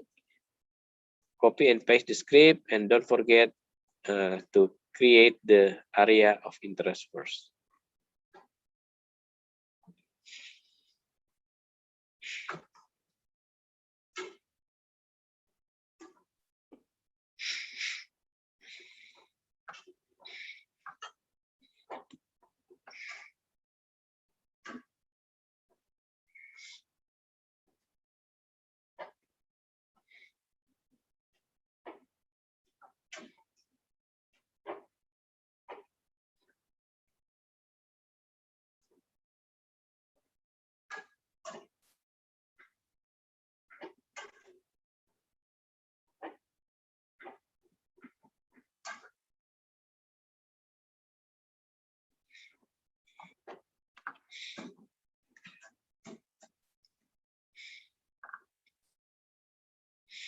Okay, has anyone complete the implementing the script?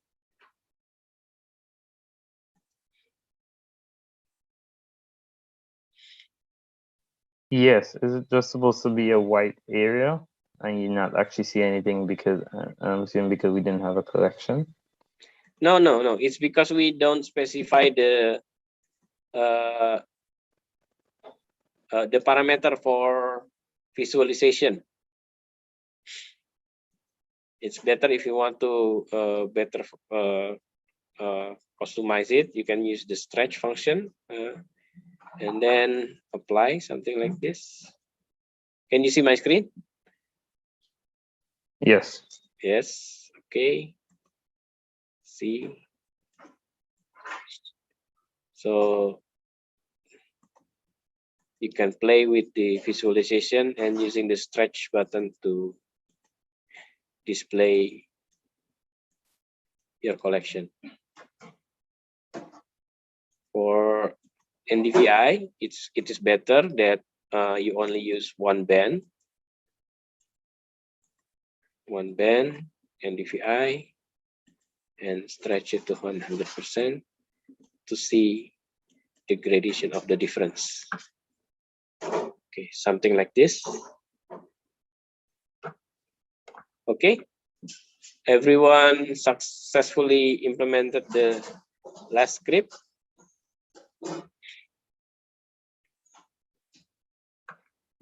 Okay, if yes, I will try to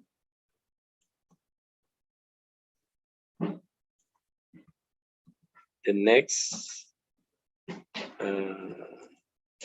assignment. Okay, so we're going to come back to NDWI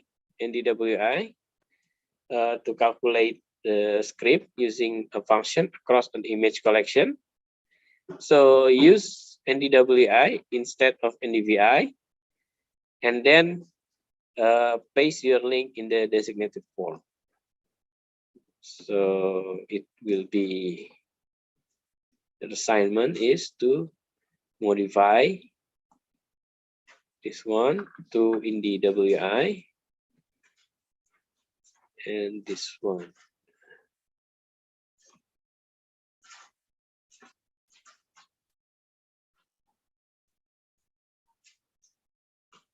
Okay, these are the scripts that is these are the snippets that will need to be modified. Okay,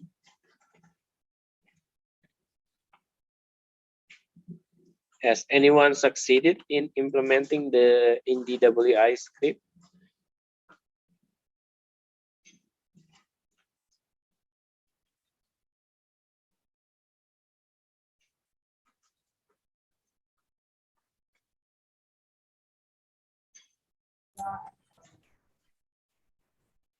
Sorry, Mr. Sapran. I think I've done it, but my area is full of clouds. Is it okay? Oh, it's okay. It's okay. You can play with the visualization parameter. Okay, please share your screen. Okay, let me share it.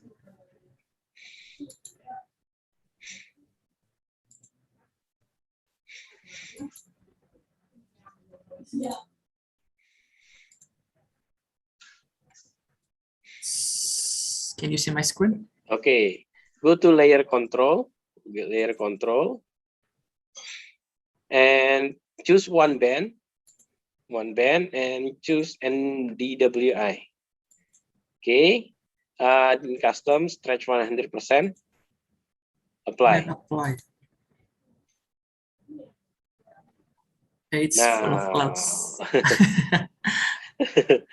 Oh, it's too much cloud. Yes, it's for the record. It's so much clouds, but it is right.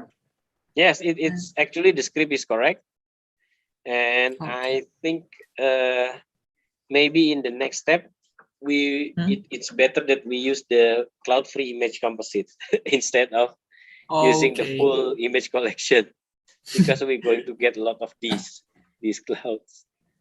Okay. Okay. Thank you, Mr. Safran. Okay. Anyone want to share the screen? Yes. Can I share my screen, Mr. Safran? Okay. Please do. Please do.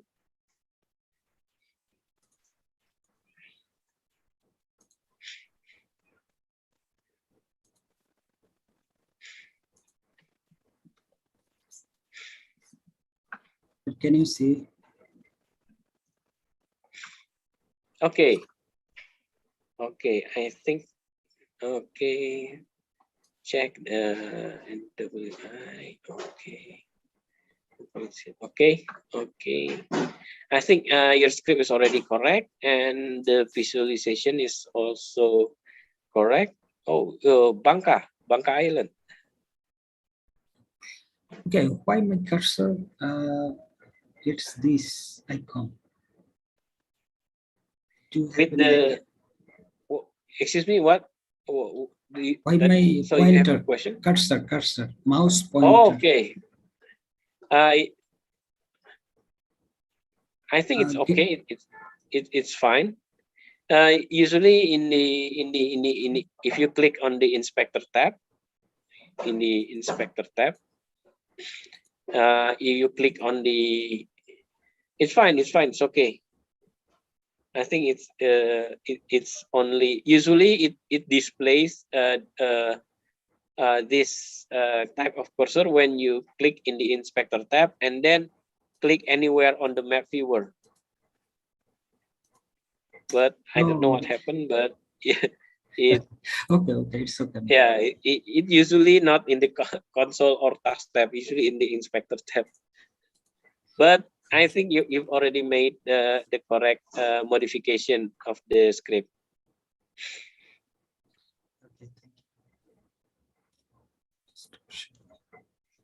Okay. Okay, everyone. Now we still have Wanda raise her hand. Okay, please share your screen, Wanda.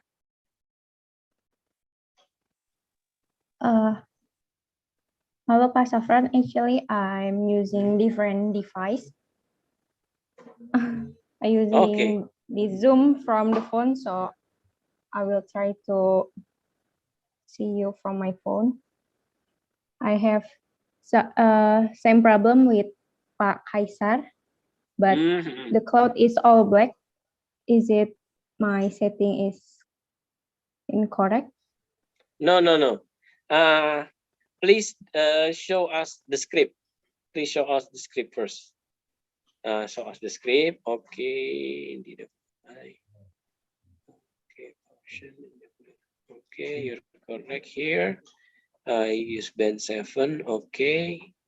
Please scroll to the bottom.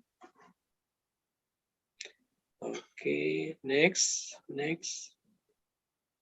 Okay, I think your script is already correct. But the visualization, I think this is the same problem anywhere in Indonesia. So it is better for the next analysis. It's better for us using the cloud-free image composite. And that is why I'm giving you a new homework. I'm giving you guys a new homework because I see that most of you are currently curious about how we use the data if we're going to use cloud-free image composite. So actually, you guys are great. You've already mastered the basic of Earth Engine in such a short period of time. So therefore, using what you have known, what we have already presented, please create a script to get the difference of vegetation indices. You can choose any of this script. You can use EVI or use SAVI and DVI or any other vegetation indices you're already, even in DVI, you're already familiar with.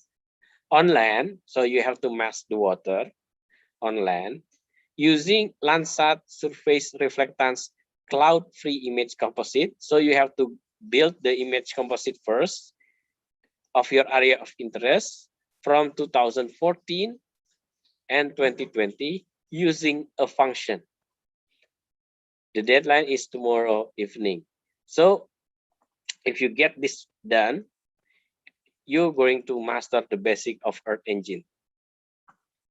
So the first thing you do, don't forget, if you have a task like this, you have to create the step-by-step workflow. So you have to create the step-by-step workflow. First, you create you call the Landsat surface reflectance. You're going to need 2 Landsat surface reflectance, 2014 and 2020. 2014 and 2020. So you're going to have two composite. And then in each composite, create a function that can calculate the NDVI or the vegetation indices, EVI, NDVI, SAFI, for each image composite using a function, and then calculate the difference between 2020 and 2014. Okay, use the script, and the deadline will be tomorrow evening. Okay, you guys understand the homework?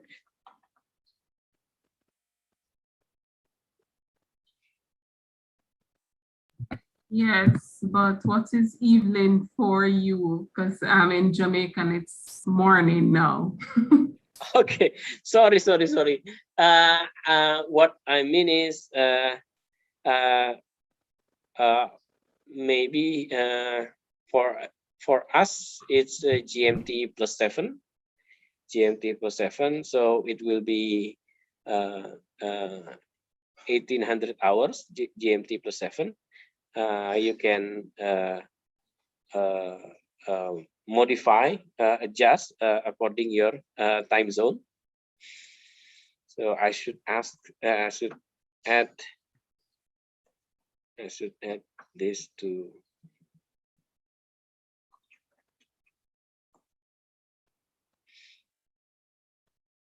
Can you still see my screen? Yes. Yes.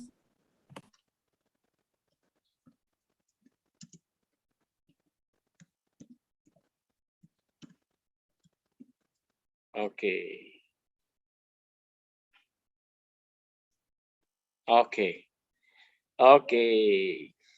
The deadline is tomorrow, 1800 hour GMT plus 7. Okay. I'm looking forward for your assignment, and I think 6 hours from now, I'm going to open during the asynchronous. I'm going to open a Q&A session for if you want to discuss about this homework. Okay. Okay. Thank you very much, everyone. I'm going to close this session, and I think you guys will be will continue again about 45 minutes from now.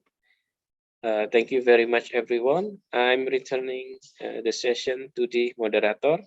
Thank you very much. Assalamualaikum warahmatullahi wabarakatuh. Good day, good evening from wherever you are. Thank you. Thank you. Thank you. Thank you. Waalaikumsalam. Thank you.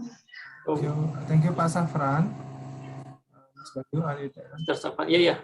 I have a notes from the committee to take a photo session after Pak Safran. Would you please open? Thank you. Turn on your camera. Yeah, Mr. Eka, I have a notes from the committee to have a photo session after Pak Safran. Yeah. Please turn on your camera. And Mas Pak Yunus mungkin ya yang bantu atau siapa yang? Okay. Okay. Please turn on your videos, your cameras. Okay. We have 2 pages, right? Okay. Page 1. Okay, on my lappy. 1, 2, 3. Yes, second, please. Second.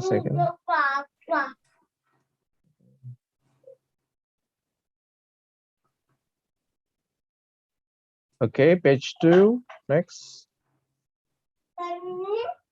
Okay. 1, 2, 3. Okay, thank you very much. Okay, thank you very much, guys. Pak Safran, Pak Eka. Okay, Please, Pak Eka, any other things to explain or tell? Please. Yeah, I saw that every participant really enjoy with this training today, this morning.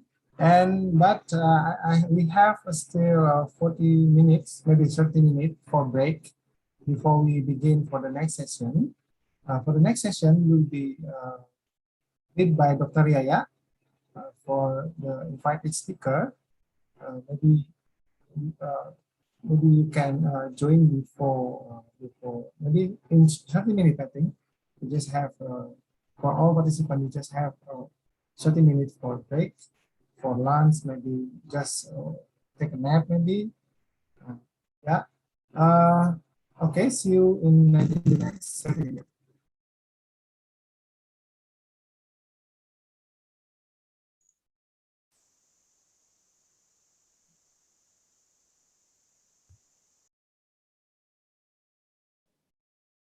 Pak Sapran, Pak Bayu, mohon